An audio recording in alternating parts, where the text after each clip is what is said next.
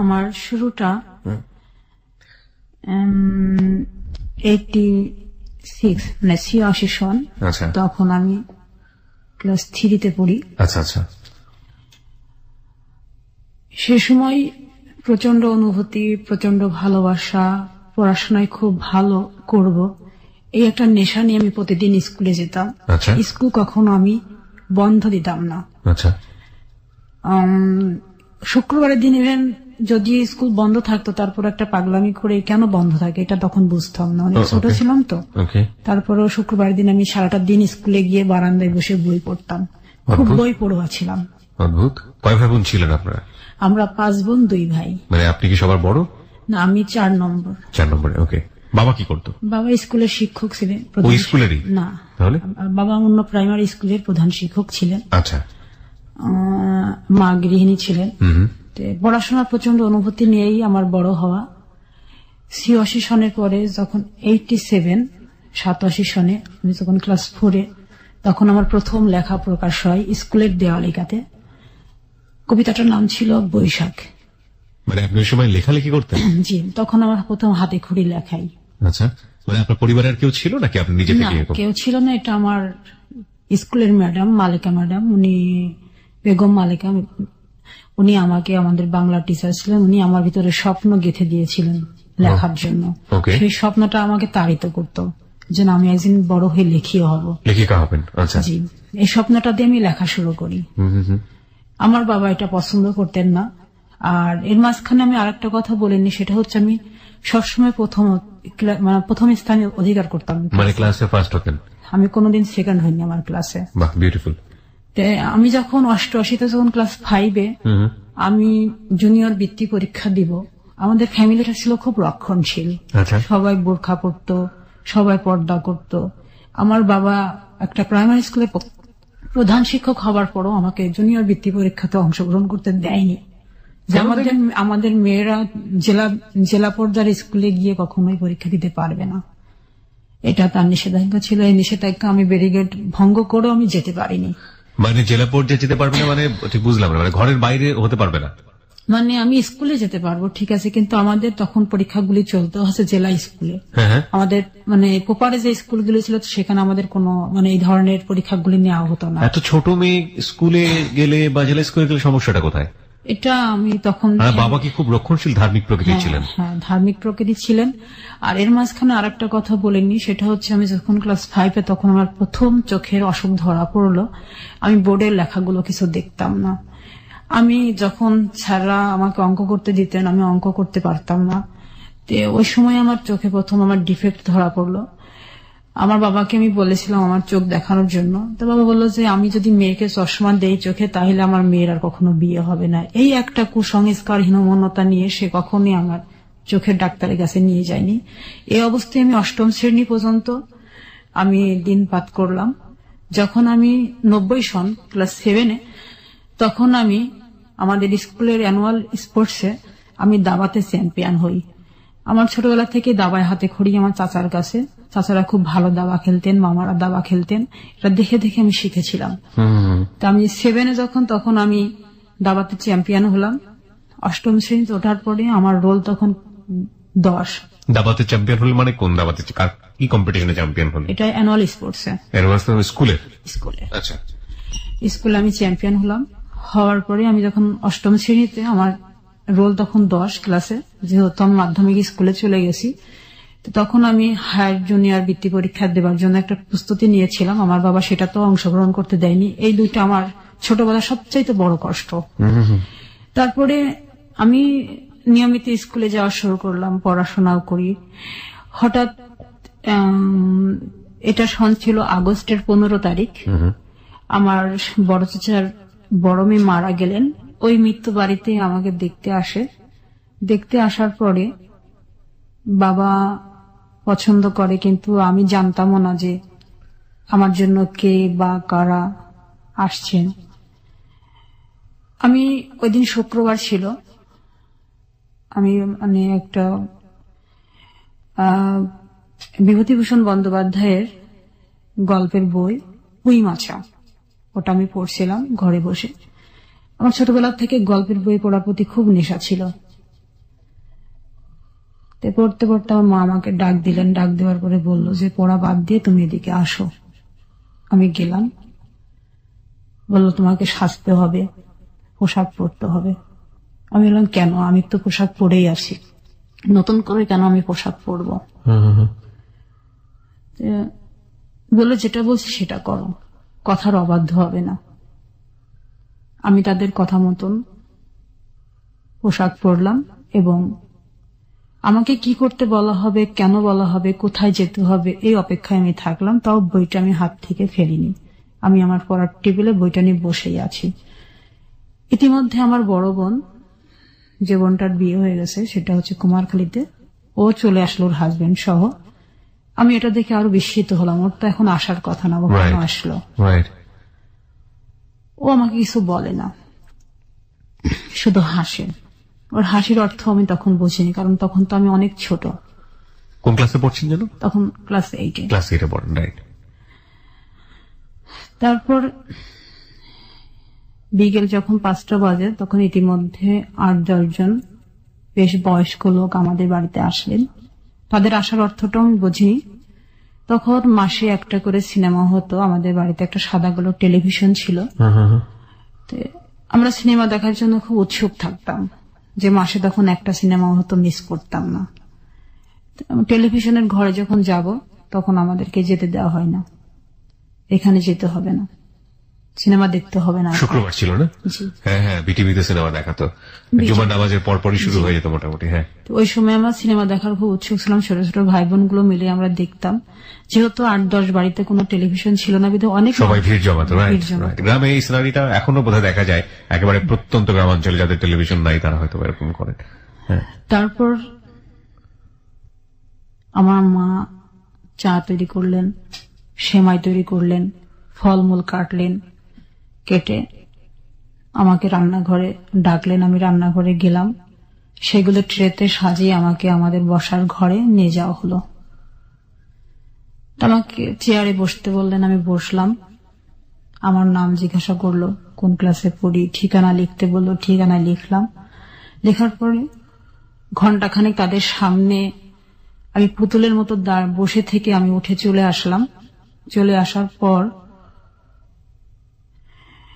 তারপরে আর কিছু জানতে পারলাম না, যে কি হবে, কি হচ্ছে, কেন আসলেন, এগুলি আমি কিছু জানতে পারলাম না। বাবাকে শুধু দেখলাম রাত্রি 8টার সময় বাইরে গেলেন এবং 10 মিনিট পরে সে ফিরে আসলেন। এটুকুই শুধু আমার খুব বেশি করে মনে পড়ে। তো মাকে ডাকলেন, ঘরের দরজা বন্ধ করে কি বললেন সেটাও আমি জানি না। তারপরে ওই রাত্রেই বাবা চলে গেলেন কুমারখালীতে। যাওয়ার পরে পরের দিন ফিরে আসলেন, তখন বাজে সকাল 10টা। ওকে। ফিরে আসার পর কুমারখালী কোথায় ছিল এটা? কুষ্টিয়ার কুমারখালী। আচ্ছা, যেখান থেকে লোকজনগুলো এসেছিল, তাই কি? জি। ওকে। ফিরে আসার পর বাবা বাড়িতে সমস্ত কিছু তৈরি করা শুরু করলেন। ফ্যামিলির আরো অনেকে, চাচারা, মামারা, মানে একটা উৎসব একটা ভাব চলে আসলো, উৎসব ভাব তখন আমি বুঝতে পারলাম। তারপরে ওনারা আসলেন আমাদের বাড়িতে সন্ধ্যার দিকে আবার, মানে যারা এসেছিল তারা আবার আসলো। হ্যাঁ, আসার পরে ওই মুহূর্তে আমি তখন খুবই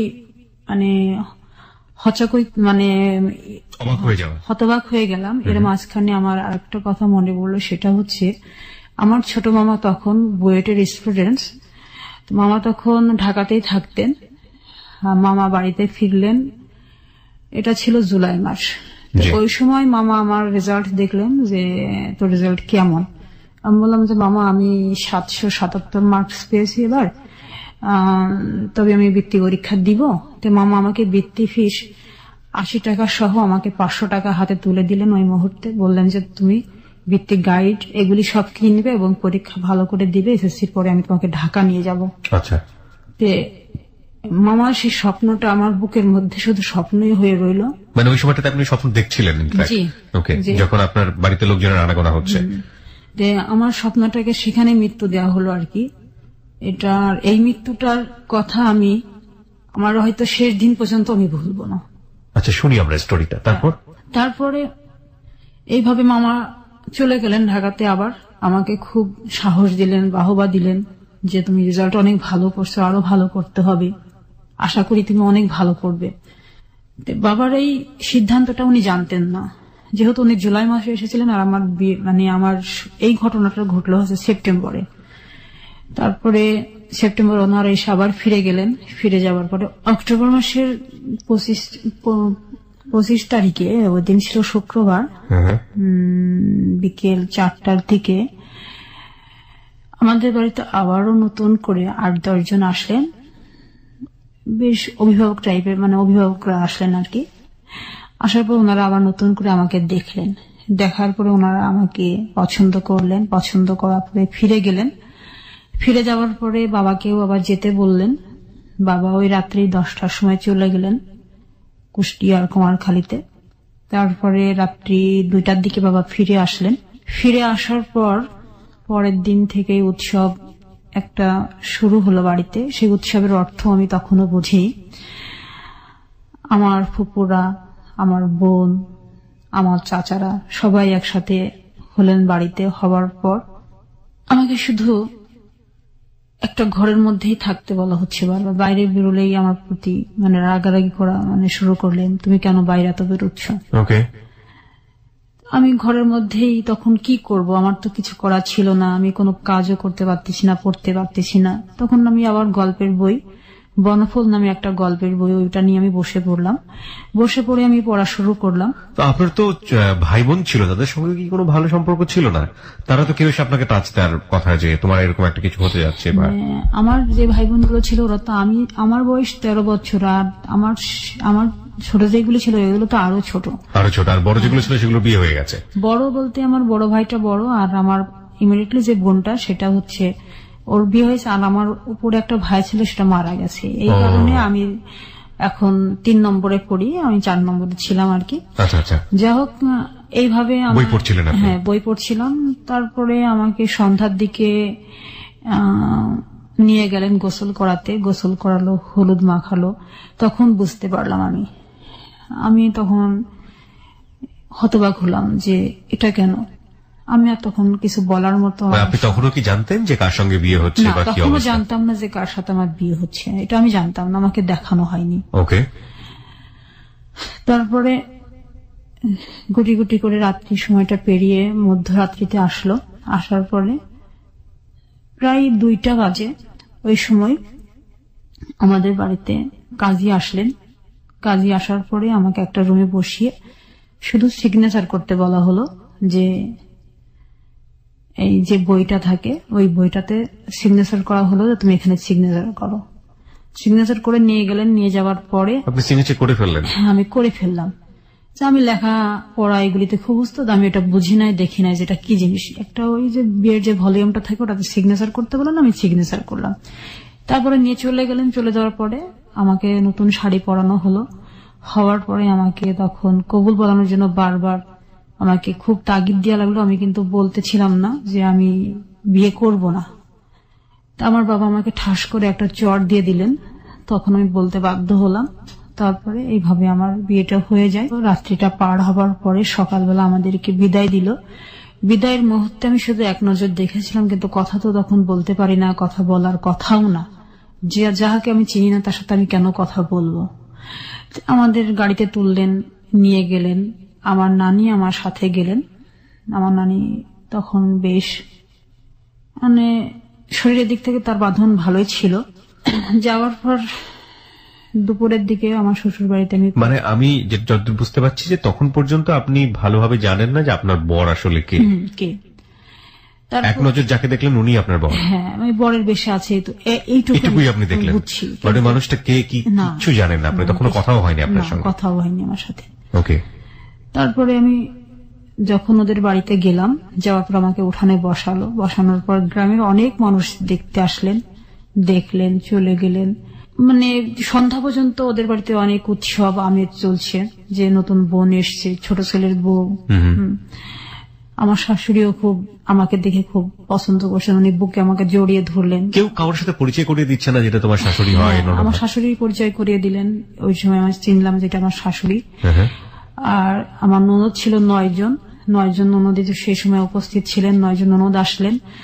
তা আমার মানে ভাসুর ছিল শুধু একজন, উনি চিটাগংয়ে থাকতেন, তো উনি তখন এসে পৌঁছাননি। আচ্ছা আচ্ছা। উনি তখনও যখন পৌঁছান উনি রাস্তাতে আসেন, চিটাগং থেকে আসবেন, তারপরে বিয়েতে আরো উৎসব শুরু হবে আর কি। আচ্ছা, এটা তো হঠাৎ বিয়ে, মানে সেরকম প্রিপারেশন তো কোনো কিছু ছিল না বিয়ের। ওকে।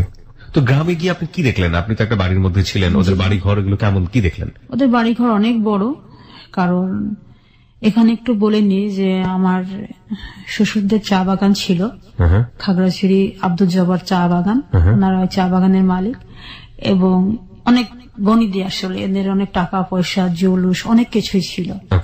তারপরে রাত্রিবেলা খাওয়া দাওয়ার পরে আমাকে বাসর ঘরে দিবে, আমি ভয়ে যেতে পারিনি, আমি খুব কান্নাকাটি করতেছিলাম। এই মাঝখানে আপনার হাজবেন্ডের সঙ্গে আপনার কোনো কথা হয়নি? কথা হয়নি আমার সাথে।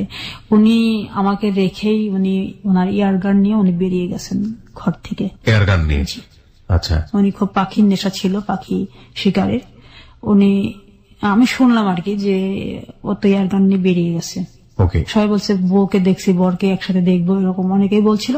তখন আমার এক ননদ বললো তো ছোট ভাই তো চলে গেছে এয়ারগান নিয়ে। এইটুকু আমি শুধু আমার কানে আমি শুনেছিলাম। তখন ওই ছোট ভাইকে আপনার ভালো করে দেখা হয়নি, মানে আপনার হাজবেন্ডকে ভালো করে দেখা হয়নি? তারপরে খাওয়া দাওয়া হলো, রাত্রি যখন 10টা বাজলো, বাজার পরে তখন আমাকে বাসর ঘর, যেটাকে বলা হয় বাসর ঘর, সুন্দর করে সাজানো হয়েছে, সেখানে আমাকে রেখে ওরা চলে গেছে। চলে যাওয়ার পরে আমি খুব ভয়ে, তখনও সে ফেরেনি, আমি খুব ভয়ে আমি ওই ঘরে না থেকে আমি আমার শাশুড়ির ঘরে চলে আসি। আমি কান্নাকাটি করতেছিলাম খুব। তো শাশুড়ি বললো ছোট মানুষ, ওকে আর আজকে বিব্রত করার দরকার নেই, আমি আমার কাছে রাখি, ও আসুক তারপর আমি দিয়ে আসবো, একা একা ঘরে ভয় পাচ্ছে, আমি দিয়ে আসবো আমার ছেলের কাছে। তো আমার শাশুড়ি ওই সময় আসলে উনি কুষ্টিয়া মোহিনীমিল মহিলা যে স্কুলটা ছিলেন ওই স্কুল থেকে উনি 1921 খ্রিস্টাব্দের উনি এসএসসি পাস আর কি। তাই জন্য উনি খুব, মানে ওই সময় উনি খুব আধুনিক ছিলেন আর কি, আধুনিক ছিলেন। তো ছেলের সাথে ওনার খুব বন্ধুত্বমূলক সম্পর্ক ছিল ওনার ছেলের সাথে। আমি বললাম যে আমি খুব ভয় পাচ্ছি মা, আমি যাব না। কেন যাবে না তুমি? আমিও তো ছোট সময়, আমিও তো এই সংসারে এসেছি। আমাকে বোঝালেন উনি, আমি তখন বুঝ মানি না। তারপর উনি যখন আসলেন তখন প্রায় রাত্রি 12টা বাজে। আচ্ছা। আমার শাশুড়ি একটু বকলেন যে তুই বিয়ে করে রেখে চলে গেছিস, রাত্রি 12টার সময় কেউ ঘরে আসে? তখন সে বলল যে তুমি তো জানোই মা, আমি সাধারণত রাত্রি 12টা 1টার আগে কখনো ঘরে ফিরি না, এটা তোমার কথা বলার তো কোনো দরকার নেই। তা বললো ওকে পাঠিয়ে দাও, রুমে পাঠিয়ে দাও। তারপরে আমি রুমে কিছুতে যাব না, আমি খুব চিৎকার করে কেঁদে উঠলাম। তখন বললো থাক, আমি একাই রুমে থাকছি, তোমার কাছে রাখো। তা আমি আমার শাশুড়ির কাছে থাকলাম। সে তারপরের দিনও আমি আর যাই নাই। তারপরে উনি 2 দিন ছিলেন ওনার চিটাগংয়ে, তখন রিয়াজউদ্দিন মার্কেটে ওনার কাপড়ের দোকান ছিল, ব্যবসা করতেন, ওইখানেই বাসা ছিল। তো উনি বললো তাহলে আমি চলে যাই, মানে কুষ্টিয়া থেকে চিটাগংয়ে চলে যাই, তাই বললো। তো বললো যে অন্তত বউ ভাতটা পার করে দিয়ে যা। বউ ভাত কাকে নিয়ে আমি পার করবো, সে তো আমার কাছেই আসে না, এটা বললো। বলার পরে 2 দিন পরে আমার মানে ভাসুরের ওয়াইফ, তার 2টা বাচ্চা সবাই চলে আসলো। গ্রামে আসার পরে বাড়িটা আরো বেশি হলো, জমজমাট হলো। আমাদের বাড়ির থেকে লোকজন আমাদেরকে আনতে গেল, আমাকে নিতে আসলো। নিতে আসার পরে আমি আমার মায়ের বাড়িতে গেলাম। যাবার থাকাকালীন উনি ওইখানে আমাদের বাড়িতে গিয়ে 1 দিন থাকলেন। সেদিন আমি ওনার সাথে আমি এক বিছানায় যাইওনি। মানে আপনাদের সঙ্গে আমি যতটুকু বুঝতে পারি তখন পর্যন্ত কোনো কথোপকথন বা কিছু কথোপকথন হয়নি আমার সাথে। তার আগ পর্যন্ত কি আপনি লোকটাকে সম্পর্কে চেহারায় দেখেছেন? বয়সের ব্যাপার থাকে, কার সঙ্গে বিয়ে হলো, দেখতে কেমন? এটা আমার মনের ভিতর তখন ফিলিংস নেই। আমি শুধু আমার বিয়ে হওয়ার পরেও আমার কিন্তু বই হাতে, তখনও বই হাতে, আমার বই হাতে। আমি পরীক্ষা দিব, আমি একবার বৃত্তি পরীক্ষা আমি দিতে পারিনি, এবার আমি হায়ার জুনিয়র বৃত্তি পরীক্ষা দিব। এটা আমার তখনও নেশা, আমার চোখে, আমার মুখে, আমার ভিতরে, আমার তখন স্পন্দন যে আমি পরীক্ষা দিব। এটা আমার, আমি আমার শ্বশুর বাড়িতে গিয়েও আমি ওই আমার পড়াশোনার মধ্যে, হ্যাঁ, আমার ভাসুরের ছেলে মেয়েরা, ওই যে আমার স্বাস্থ্য ভাসুরের ছেলে মেয়েরা তখন ক্লাস 8-এ যারা পরে, ওদের কাছ থেকে বই চেয়ে আমি পড়তাম। এরকম। তো গেলেন আপনি বাড়িতে? হ্যাঁ, বাড়িতে গেলাম। তারপর উনি আমাকে রেখে চলে গেলেন আমাদের বাড়িতে। উনি আমাদের বাড়ির থেকে চিটাগং চলে গেলেন। তারপরে আর ফিরে আসেনি। চিটাগং যাওয়ার পরে আমাকে চিঠি লিখতেন, আমি চিঠির উত্তর দিতাম না। চিঠি আসতো প্রতিদিন, মানে প্রতি সপ্তাহে একটা করে চিঠি আসতো। কি থাকতো চিঠির মধ্যে, পড়ে দেখতেন? পড়তাম, চিঠিগুলো পড়তাম। আমাকে কখনো প্রিয়সী, কখনো প্রিয়, প্রিয়া, কখনো এইভাবে আমাকে সম্বোধন করতেন। ওকে। হয়তো তুমি একদিন আমাকে মেনে নিবে, হয়তো একদিন তোমার সাথে আমার সংসার জীবন শুরু হবে, এরকম অনেক কথাই লিখতেন। ওকে। তারপরে আমি ক্লাস 8 আমি যখন 8ম শ্রেণী যখন আমি ফাইনাল পরীক্ষা দিব, পরীক্ষাতে অ্যাটেন্ড করলাম। 5টা পরীক্ষা দেওয়ার পরে আমার আর পরীক্ষা দেওয়া হয়নি। আমার বাবা আমাকে রেখে আসলেন আপনার শ্বশুর বাড়িতে। শ্বশুর বাড়িতে, তুমি বিয়ের পরে আর থাকতে পারবে না, এখানে থাকতে পারবে না। না, আমাকে রেখে আসলেন। কিন্তু পরীক্ষাটা দেবার আমার খুব ইচ্ছা ছিল, আমার পরীক্ষাটা দেওয়া হয়নি। শ্বশুর বাড়ি থেকেও কোনো স্টেপ নিল না? না। আমার শাশুড়ি বললো যে, শাশুড়ির খুব ইচ্ছে ছিল আমি পড়াশোনা করি, কিন্তু বললো আমার ছেলের অনুমতি না দিলে আমি তো পড়াতে পারবো না, আমার শাশুড়ি। তারপর আমি ওইখানে চলে গেলাম। চলে যাওয়ার পর ডিসেম্বর মাসের 14 তারিখে উনি ফিরে আসলেন চিটাগং থেকে বিকেল 3টার সময়। আমি বাসায় বসে আর কি, আমার শাশুড়িও খুব গল্পের বই পড়তেন, সালিহা নামে একটা গল্পের বই আমি পড়তেছিলাম। তো ওইটা পড়তেছিলাম আমি, শীতের বিকেল আমি বসে বসে রোদ্রে বসে পড়তেছিলাম। আমার বাইরে সবাই বলছে যে আমার ভাসুরের ছেলে মেয়েরা চিৎকার করে বলছে চাচা চলে এসছে, চাচা চলে এসছে। আমার শাশুড়ি এবার বাহিরে গেলেন, যে ছেলেকে রিসিভ করে নিয়ে আসলেন। নিয়ে আসার পরে তখন বলছে যে মা, ওর পাগলামি কি বন্ধ হয়েছে? তাই বলছে, আগে যেরকম পাগলামি করতো এখনো কি পাগলামি করবে? কোনটাকে আসলে আমরা পাগলামি বলবো, কি আসলে পাগলামি, সেটা পুরো গল্প জুড়ে উঠে আসবে। তবে প্রিয় শ্রোতা, আমরা এই পর্যায়ে ছোট্ট একটা বিরতি নিতে চাই। আজকে এখানে নার্গিসের জীবনের গল্প আপনারা শুনছেন। আমাদের সমাজে বাল্যবিবাহের যে রেওয়াজ এবং বাল্যবিবাহের যে ভয়াবহ দিক, সেটা কি আজকের জীবনের গল্প নাকি অন্য কিছু, সেটা একটা প্রশ্ন আমাদের এই প্রথম পার্টি উদ্ভব হয়েছে। আমরা সবসময় একটা কথা বলি যে কোনো বিরতিতে আসলে আজ করার কোনো উপায় নেই যে গল্পটি আসলে কোথায় গিয়ে আবার শুরু হবে এবং কোথায় গিয়ে থামবে। সুতরাং আপনারা এক ধরনের অনুমান করলেও করতে পারেন এতটুকু শোনার পরে, বাট আসলে কি ঘটতে যাচ্ছে সেটা আমরা দেখব। হ্যাঁ, নার্গিস, আপনি যেটা বলছিলেন যে আপনার হাজবেন্ড ফিরে আসলেন এবং আপনার মাকে প্রশ্ন করছেন যে আপনার পাগলামো কমেছে কিনা। তারপর উনি ফিরে আসার পরেই ফ্রেশ হওয়ার পরে উনি ঘুমাতে গেলেন আমার সাথে কোনো কথাবার্তা না বলেই। আমি আমার মতো বই পড়ছিলাম। আমার শাশুড়ি আমাকে বারবার বলছিলেন তুমি উঠে ঘরে যাও, আমি তারপরও যাইনি। এ পর্যন্ত তার সাথে আমার কোনো কথা, তার সাথে আমার দেখা, এগুলি কিছু না। সে দূর থেকে আমাকে দেখে, আমি দূর থেকে তাকে দেখি। এভাবে আমাদের সময়গুলো পার হচ্ছিল, কারণ আমি তখন অনেক ছোট। বিয়ে কি, সংসার কি, স্বামী কি, এগুলো আমি কিছু বুঝতাম না। উনি মানে দেখতে শুনতে কেমন ছিলেন? উনি কি বড়? হ্যাঁ, উনি ওনার, আমাকে একটু জাস্ট বলেন তো, ওনার বয়স তখন কত ছিল যখন আপনাকে বিয়ে করলো? 36 বছর। 36? 36 বছর বয়স্ক একজন ভদ্রলোক ক্লাস 8-এ পড়া একটা মেয়ে, 13 বছরের একটা মেয়েকে বিয়ে করেছে? Nothing to say, this happen in our society. Okay, বলুন তারপরে রাত্রি 10টার পরে খাওয়া দাওয়া হলো। উনি মানে ঘুমের থেকে উঠে ঘুরে আসলেন। চিটাগং থেকে যেদিন বাড়ি আসলেন, আসার পরে উনি যখন সন্ধ্যার পরে মানে বাইরে গেলেন, তখন ওনার হাতে হুইল ছিল আর কি। হুইল দিয়ে উনি মাছ ধরার জন্য গেলেন। আচ্ছা আচ্ছা। এবং তখন তো আমি ড্রিঙ্কস কি জিনিস সেটা বুঝতাম না। ওনার হাতে একটা বোতলও ছিল, এটা আমি দেখেছিলাম। বারান্দায় দাঁড়িয়েছিলাম, উনি ড্রিঙ্কস এর বোতল এবং হুইল নিয়ে উনি বেরিয়ে চলে যান। ওনার একটা খুব প্রিয় গাড়ি ছিল, 100 একটা গাড়ি আর কি, এই যে মোটরসাইকেল গুলো আর কি। 100 সিসি? হ্যাঁ, 100 সিসি। ওই গাড়িটা ওনার ছিল, খুব প্রিয় গাড়ি। ওই গাড়িটা নিয়ে উনি বেরিয়ে গেলেন। ওকে। তারপরে রাত্রি 10টার পরে ফিরে আসলেন, মাছ নিয়ে আসলেন। মাছ ধরে বন্ধু বান্ধবের সাথে হইচই করে মাকে বললেন যে তুমি এগুলো মানে কাজের যে মেয়েটা আমাদের ছিল আর কি, ওর কাছে দিল, পরিষ্কার করলো, শাশুড়ি রান্না করলো। তখন আমি সংসারের কোনো কাজে হাত দেইনি, আমাকে হাত দিতে দেয়ও না। ওকে। তারপরে খাওয়া দাওয়ার পর যখন সবাই শুয়ে পড়ছে, আমি যখন আর যাই না, তখন আমি যে ঘরে ছিলাম আর কি, আমার শাশুড়ির ঘরে আমি ছিলাম না, আমি আর একটা ঘরে আমি বসে বসে বই পড়তেছিলাম। সেই ঘরে এসে আমাকে এক প্রকার জোর করে আমাকে নিয়ে যায় তার ঘরে। আমি খুব চিৎকার করে উঠি, খাটে নিয়ে গিয়ে আমাকে বেঁধে ফেলার পরে ওই দিনই আমার সাথে প্রথম সে সেক্স করলো এবং আমাকে রেপ করার মতো করেই করলো। ও মাই গড। আর ওই রাত্রে আমি আমার বড় সন্তানকে আমি কনসেপ্ট করি। এটা আসলে পরে ইউরিন টেস্টে ধরা পড়ে। My goodness. তারপরে উনি 4 দিন ছিলেন। 4 দিন আমাকে এভাবে অত্যাচারের মাধ্যম দিয়ে উনি আমাকে ব্যবহার করেছেন, যেহেতু আমি রাজি ছিলাম না সেক্সে সেহেতু। তারপর উনি 4 দিন পরে চলে গেলেন। এই যে ক্লাস 8-এ যখন আপনি আছেন তার আগ পর্যন্ত আপনি কি জেনেছেন ব্যাপারগুলো? কেউ আপনাকে বলেছে? আপনার ফ্যামিলির কেউ এই স্বামী স্ত্রী সম্পর্কটা আসলে না, কি? এটা কখনোই বলেনি। কেউ আপনাকে বলেনি? আপনার শাশুড়ি যে এত আধুনিক মনস্ক ছিল সেও কখনো সে বলতে গেছে, কিন্তু আমি শুনতে চাইনি। আমার ওইগুলি মাথার মধ্যে নিতাম না কখনো। আমার ভালো লাগতো না এগুলো না, শুনতে। আমার শুনতে ভালো লাগতো না, আমার শুধু পড়তেই ভালো লাগতো। আমি পড়তাম, আমি তখন ছোট ছোট গল্প লিখতাম, কবিতা লিখতাম, আমি ওইগুলির মধ্যেই মগ্ন থাকতাম। ওকে, সাহিত্য মনা ছিলাম তো এই জন্যই। ওকে। তো এইভাবে সে আমাকে 4 দিন ইউজ করার পরে সে ফিরে গেলেন, সে তার কাজে ফিরে গেল। কাজে ফিরে গেলেন। ওকে। আর যখন আমাকে সে বিয়ে করলেন, অলরেডি সে 4টা দেশ ভ্রমণ করা আর কি, সে কুয়েত থেকে ফিরে এসে আমাকে বিয়ে করেছেন। ওকে। মানে 7 মাসের মাথায় বিয়ে করে, কুয়েত থেকে ফিরে এসে 7 মাসের মাথায় আমাকে বিয়ে করেন। আচ্ছা, আচ্ছা। তাহলে তো সে অনেক অ্যাডাল্ট এবং অনেক ম্যাচিউর ছিল। জি।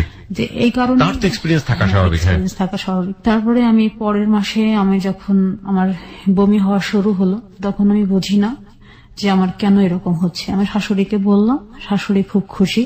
শাশুড়ি আমাকে ডাক্তারের কাছে নিয়ে গেলেন, আমাদের মানে ফ্যামিলি যে ডক্টর ছিলেন ওনার কাছে আমাকে নিয়ে গেলেন। নিয়ে যাওয়ার পরে তারপর উনি আমাকে দেখলেন, ইউরিন টেস্ট করলেন, করার পরে বললো যে শাশুড়িমা তো কনসেপ্ট করে গেছে, এখন এতটুকু বয়সে কি বাচ্চা রাখবেন কি রাখবেন না, অ্যাবর্শন করে ফেলেন। আমার হাজবেন্ডের কাছে যখন এটা গেল, আমাদের বাসায় ল্যান্ড ফোন ছিল, ল্যান্ড ফোনটা যখন হাজবেন্ডের কাছে গেল, যাওয়ার পরে উনি ফিরে আসলেন। আবার নিয়ে আসার পরে আমাকে অনেকগুলি ডাক্তারের কাছে নিয়ে গেলেন আমাকে অ্যাবর্শন করানোর জন্য। আমি করিনি। আপনি করেননি? না। কেন? আমি করিনি। আমি বললাম যে আমি এই যন্ত্রণা সহ্য করতে পারবো না, যে যন্ত্রণা দিয়ে আমাকে করবে, ডাক্তার আমাকে বলেছে সবকিছু। তো আমি এটাতে যখন রাজি হলাম না, তখন সে আবার মানে বিরক্তি হয়ে আমার সাথে কথা না বলেই এক প্রকার এটা খুব রাত ব্যবহার করে চলে গেলেন। আবার চিরবঙ্গে ফিরে গেলেন, মাকে বলে গেলেন যদি ও মানে ওর মতামত ফিরে তাহলে তুমি ওটা আবাসন করে ফেলো। আমি এখন এত মানে অল্প সময়ের মধ্যে আমি বাবা হতে চাই না। এত বিয়ের অল্প সময়ের মধ্যে মাত্র 2 মাস 2.5 মাস বিয়ে হয়েছে। তো এটা তখন আমার শাশুড়ি আমাকে অনেক বোঝাতে লাগলেন, আমি বুঝলাম না। তা আমি বললাম যে মা, আমি আমার যা হবার তো হয়ে গেছে, আমি এখন বুঝি বিয়ে কি জিনিস, বাচ্চা কি জিনিস, আমি একটু বুঝতে পারি। তো থাক না কেন, থাকলে তো সমস্যাটা কি, আমি এটা তখন বলেছিলাম। তারপরে এভাবে প্রায় 4 মাস অতিবাহিত হয়ে যাওয়ার পরে আমার চোখে তখন অনেক সমস্যা দেখা দিল। আমার চোখ দিয়ে পানি পড়তো, আমার চোখে তো এমনি ছোটবেলায় একটা ডিফেক্ট দেখা দিল, আমার চোখ দিয়ে পানি পড়তো। এগুলি হওয়ার পরে আমার বাবা আসলেন আমাকে আমার ডাক্তার দেখার জন্য। আপনার ফ্যামিলি কি জানলো যে আপনি কনসেপ্ট করেছেন? জি জি। ওনারা কিভাবে নিলেন? ওনারা স্বাভাবিকভাবেই নিলেন, যেহেতু আমার বড় বোনের তখনও বাচ্চা হয়নি, বড় বোনের 3 বছর বিয়ে হয়ে গেছে। 12-13 বছরের একটা মেয়ে সে কনসেপ্ট করে যাচ্ছে এবং সেটাকে একজন স্কুলের প্রধান শিক্ষক সে স্বাভাবিকভাবে নিচ্ছেন। যদি এরকম হতো যে একেবারে অশিক্ষিত আমাদের প্রান্তিক পর্যায়ের সমাজ বলতে যেটা বুঝি সেই পর্যায়ের একজন মানুষ, 2 পরিবারের কথাই যদি বলি, শ্বশুর বাড়ির লোক প্রচন্ড বলে দিক এবং তাদের অর্থবিত্ত কিরকম সেটা আপনারা ওর বর্ণনা শুনেই বুঝতে পারছেন, তারা বিয়ে করেছে এত ছোট একটা মেয়েকে এবং সে কনসেপ্ট করে গেছে, সেটাকে স্বাভাবিকভাবে নিচ্ছে। কিংবা যেই লোকটি এই ধরনের কাজ করলেন তিনি একবারের জন্য চিন্তা করলেন না যে এর রেজাল্টটা কি হতে পারে। ওনার হাজবেন্ডের কথা আমি বলছি। কি নাম ছিল ভদ্রলোকের? মোহাম্মদ আমানুল্লাহ সাহেব। এবং একই সাথে ওনার বাবা এবং ওনার ফ্যামিলি বিয়ে দেয়াটা তো একটা ভয়াবহ রকমের অপরাধ করেছে, সেটা তারপরেও মেয়েটা কনসেপ্ট করেছেন এবং এটাকে স্বাভাবিকভাবে নিচ্ছেন। Hardest reality. ওকে, বলুন তারপরে আমি ঢাকাতে আসলাম তখন। জি, চোখ দেখানোর জন্য। হ্যাঁ, ঢাকাতে আসলাম, মামার বাসাতে উঠলাম উত্তরা 6 নম্বর সেক্টরে। তারপরে ওখান থেকে মামা ঢাকা ক্যান্টনমেন্টের উনি তখন মেজর, আমার 4 নম্বর মামা, আমার মামা 6 জন, উনি হচ্ছে মেজর তখন আমি করে আর কি। মামা বাবাকে খুব বকলেন যে এত সুন্দর একটা মেয়ের ভবিষ্যৎ তুমি নষ্ট করে দিলা, এটা তোমার কাছে আমি চাইনি, আমার বোনটা তোমার কাছে এই জন্য আমরা বিয়ে দেয়নি। তারপরে পরিবাগে ডক্টর হারুন সাহেব প্রফেসর, ওনার কাছে আমাকে দেখানো হলো চোখ। দেখানোর পরে উনি চোখ দেখলেন, ট্রিটমেন্টের ব্যবস্থা করলেন, চশমা দিলেন। এটা নিয়ে আমি ফিরে গেলাম বাড়িতে। জুলাইয়ের 2 তারিখ, ওই দিন ছিল শুক্রবার। আমার হাজবেন্ড আমাকে আর মেনে নিতে পারে না। কেন? সে শুধু একটা কথাই বলে যে আমি অন্ধবধি, কি করব, তোমার চোখে এত পাওয়ার, এত এই। তখন কি আপনি চশমা নিয়েছেন? হ্যাঁ, প্রায় 1200-র উপরে আমার চোখের ইয়ে। আমার ওই গ্লাসটা যদি আমি এইভাবে পেপার রাখতাম রোদ্রে, আমার ওই পেপারটা আগুন ধরে যেত, মানে ম্যাগনিফাইং গ্লাসের মতো ছিল। তখন আপনি পেটে বাচ্চা, এই অবস্থায় আপনার হাজবেন্ড বলছে অন্ধ বউদে কি করবো? হ্যাঁ, ওই সময় উনি আমাকে আমার বাবার সাথে আমার বাবাকে ডেকে অপমান করে আমাকে তুলে দেন। কি বলেন, আপনার মনে আছে ওই দিনের ঘটনাগুলো? জি, সে আমার সাথে কোনো কথা বলেনি, বাবাকে খুব অপমান করেছিল। কি বলেছিল বাবাকে? বলছিল যে আপনি গোপন রেখে বিয়ে দিয়েছেন আপনার মেয়েকে, আর কোথাও বিয়ে দিতে পারবেন না, এই করবেন সেই করবেন, অনেক কথা। এগুলি আসলে ভাষায় বর্ণনা করার মতো না। এটা আমার বাবার জন্য আসলে প্রাপ্য শাস্তি ছিল। আমি খুব খুশি হয়েছিলাম যখন বাবা অপমানিত হচ্ছে, এটা আমি খুব খুশি হয়েছিলাম সেদিন। আমি তো চাইনি যে বিয়েটা হোক, এটা তো বাবার পছন্দের বিয়ে, বাবার দেখার বিয়ে, এটা বাবাই তো চয়েস করে বিয়ে দিল। আমি খুব খুশি হয়েছিলাম বাবা অপমানিত হয়। বাবা মাথা নিচু করে আমাকে নিয়ে চলে আসেন। তখন আমাদের রাজবাড়ি টু খুলনার একটা ট্রেন চলতো, তিতুমির এক্সপ্রেস। ওই ট্রেনে আমি আলমডাঙ্গাতে ফিরে যাই, কুমারখালীর থেকে ট্রেনে উঠি। তখন কত মাসের অন্তঃসত্ত্বা আপনি? আমি তখন 7 মাস, জুলাইয়ের 2 তারিখ। আপনি যে ডেটগুলো বলছেন, বিভিন্ন যে ডেটগুলো বলছেন, আপনার সবকিছু মনে আছে একদম পুঙ্খানুপুঙ্খ, কিভাবে মনে আছে? আমার তো 5 বছর আগের অতীত হয়ে মনে করতে পারি না। আসলে কিভাবে মনে আছে আমি নিজেও জানি না। আমার প্রত্যেকটা সন তারিখ সবই মনে থাকে এখনো। আমার এখনো। চমৎকার, খুবই চমৎকার। বলুন তারপরে বিকালে ফিরে আসলাম। ফিরে আসার পরে 5টার সময় বাড়িতে উপস্থিত হলাম। হওয়ার পরে 7টার দিকে আমার চাচিমা একজন ডক্টর, বেগম নুরুন্নাহার, আমার বাবার ফুফাতো ভাইয়ের বউ, চাচিমার কাছে আমাকে নিয়ে যাওয়া হলো টেস্ট করানোর জন্য, বেবি ঠিক আছে কিনা। হ্যাঁ, আমি যখন বাড়িতে পা দিয়েছি চাচি তখন শুনতে পারলো। চাচি আমাদের বাড়িতে ল্যান্ড ফোন ছিল। চাচি মাকে ফোন করলো যে ভাবি ও তো এসছে, ওকে নিয়ে তুমি ক্লিনিকে চলে আসো। কণা নার্সিং হোম আমাদের ওই ক্লিনিকটার নাম, আলমডাঙ্গার পোপাড়ি থানার সাথে। চাচিমার কাছে আসলাম। আসার পরে চাচা খুব আমাকে দেখে মাথায় হাত দিয়ে বলল, মা তোর জীবনটা তো এলোমেলো হয়ে গেল, যদি মেয়ে হোস তাহলে আমাকে দিয়ে দিস, আমি মানুষ করব। পয়েন্ট করার মতো বিষয় একটা হচ্ছে ক্লাস 8 পড়ুয়া একটা মেয়ে, যার সুপার ব্রিলিয়ান্ট রেজাল্ট, যাকে পরীক্ষা দিতে দেওয়া হচ্ছে না, বৃত্তি পরীক্ষাগুলো, বিয়ে হয়ে গেছে। বিয়ে হওয়ার পরে স্বামী কি জিনিস সেটা বুঝে ওঠার আগেই কনসিভ, এবং লেখাপড়া বন্ধ। তখন একটা পর্যায়ে বাবা চোখে ট্রিটমেন্ট করাতো না, কারণ মেয়ে যদি চশমা পরে তাহলে তার বিয়ে হবে না। সেটাও ধরা পড়ে গেল, কারণ শরীর তো আসলে আর বাবার মতো না। হ্যাঁ, সেটা তো আর কোনো কিছু গোপন করে না, সেটা ঠিক মতো একসময় বেরিয়ে হয়ে যায়। সেটা ধরা পড়ার কারণে, মেয়ে চশমা পরার কারণে, মোটা গ্লাসের চশমা পরার কারণে হাজবেন্ড বাবাকে ডেকে চরমভাবে অপমান করে 7 মাসের অন্তঃসত্ত্বা অবস্থায় তাকে শ্বশুর বাড়ি পাঠিয়ে দিলেন। অর্থাৎ লেখাপড়া বন্ধ, চোখটা ভবিষ্যতে কি হবে সে জানে না, এবং একই সাথে সে 7 মাসের অন্তঃসত্ত্বা, বেবিটার কি হবে সেটারও কোনো খোঁজ খবর নেই। এরকম একটা অবস্থায় গল্প রয়েছে। হ্যাঁ, বলুন। তারপরে জুলাই মাসটা পার হলো। এরপরে কি শ্বশুর বাড়ি থেকে কেউ যোগাযোগ করছে না? আর কখনো যোগাযোগ করেনি কেউ। তারা একরকম আমাদেরকে ভুলেই গেল আর কি। সেপ্টেম্বর মাসের 9 তারিখ সেদিন আমার পেন উঠলো রাত্রে তখন অনেক রাত। আমার দাদি খুব সচেতন মানুষ ছিলেন, তা উনি আমাকে এসে দেখলেন। দেখার পরে মাকে ডাক দিলেন। ডাক বললো যে ওকে তো ক্লিনিকে নিতে হয়। বারবার আমার বাথরুমে যাওয়া দেখে দাদি এটা ফলো করে, দাদির ঘরের সামনে দিয়ে যেতে হতো। তো উনি আমাকে উঠে জিজ্ঞাসা করলেন তোর কি সমস্যা হচ্ছে।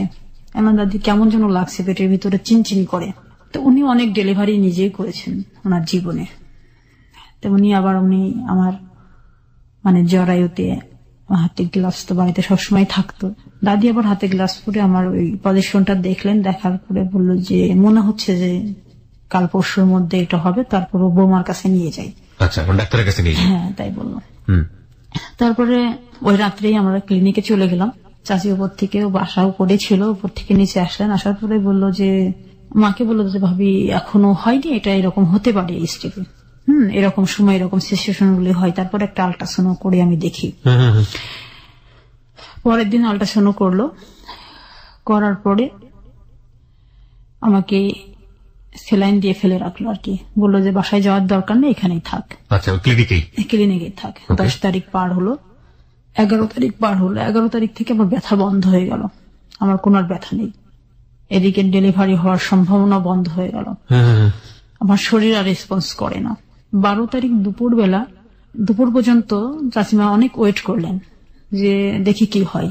তো 12টার সময় উনি আমাকে আবার নতুন করে আবার একটা সেলাইন পুশ করলেন, ওষুধ দিলেন। দেওয়ার পরে আমি ক্লিনিকেই আছি, আমার সেলাইন তো পুশ চলছে, আমার শুয়ে থাকতে ইচ্ছে করছিল না, খুব কষ্ট হচ্ছিল, প্রচন্ড কষ্ট। যে কষ্টটা আমি মনে হচ্ছিল আমি কেন এখানে, আজকে আমার কেন বাচ্চা হবে, আজকে আমার কেন পড়া বন্ধ হবে, আমার কেন বিয়ে হবে, কেন আমার বিয়েটা আবার ভেঙে যাবে, এগুলি আমি কখনো আর মেলাতে পারিনি। এইসব অনুভূতি গুলো ভিতরে ভিতরে খুব কষ্ট দিচ্ছিল। দাদির সাথে ছোট ছোট গল্প করতেছিলাম। আমি বলছিলাম, দাদি আমার বাচ্চা মনে হয় 1 মাস পরে হবে, আমার মনে হয় ভুল আছে আমার হিসাবে, চলো বাড়িতে চলে যাই, আমার ভালো লাগছে না এগুলো, তুমি স্যালাইনটা বের করে ফেলো।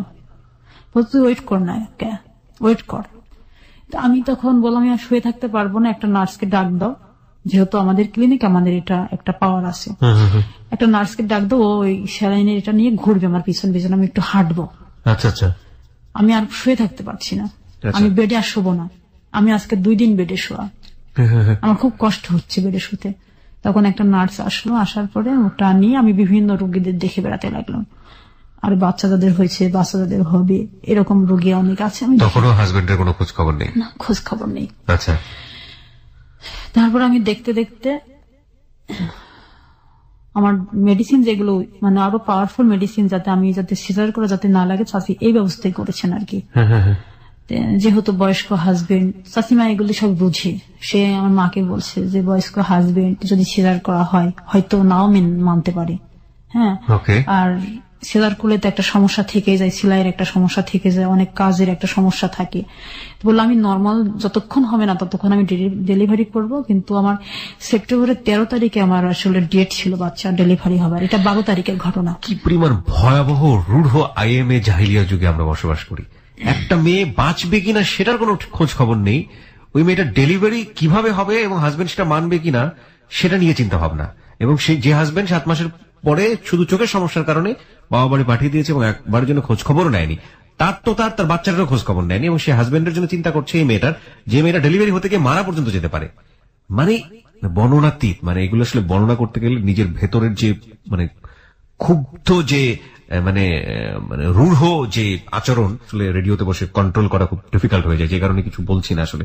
বলুন। তারপর বেলা যখন 1:30 বাজে হঠাৎ করে আমার পানি ভাঙলো, যেটা হয় আর কি বাচ্চা হওয়ার আগ মুহূর্তে। হ্যাঁ, তখন নার্স আমার মায়ের হাতে ওরা দিয়ে উনি দৌড়ে পড়ে গেলেন আমার চাচিকে ডাকার জন্য, আর 2টা নার্স আমাকে বেডে তাড়াতাড়ি শুয়ে দিলেন।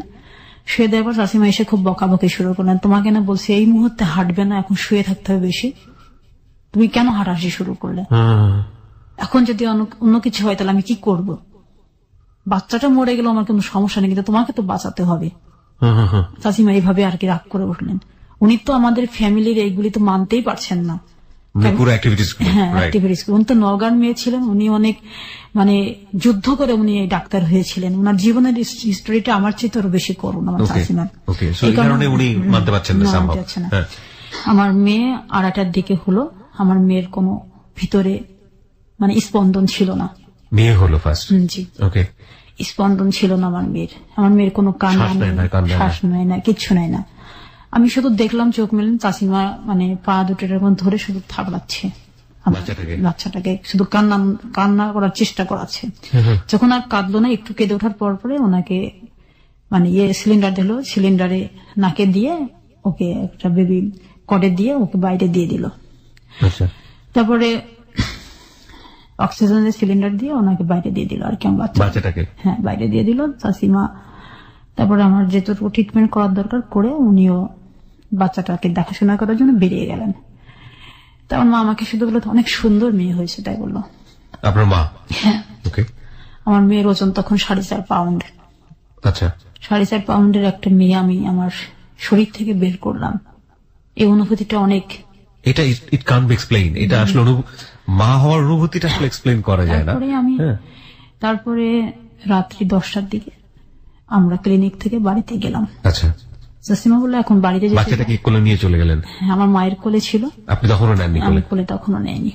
তারপর বাড়িতে গেলাম, বাড়িতে যাবার পরে আমার বোন, বড় বোন, আমার বড় দুলা ভাই সবাই আসলো আমাদের বাড়িতে। আসার পরে বাড়িতে ভালো একটা আনন্দ, অনেকদিন ছোট বাচ্চা বাড়িতে নেই, আমার বাচ্চাটাই ফার্স্ট ওই মুহূর্তে। আমার মেয়ের নাম আমি নিজেই রাখলাম ফাতেমাতুজ জোহরা তন্নি, আমার মেয়ের নাম ফাতেমাতুজ জোহরা তন্নি। ওকে, জি, রাখলাম।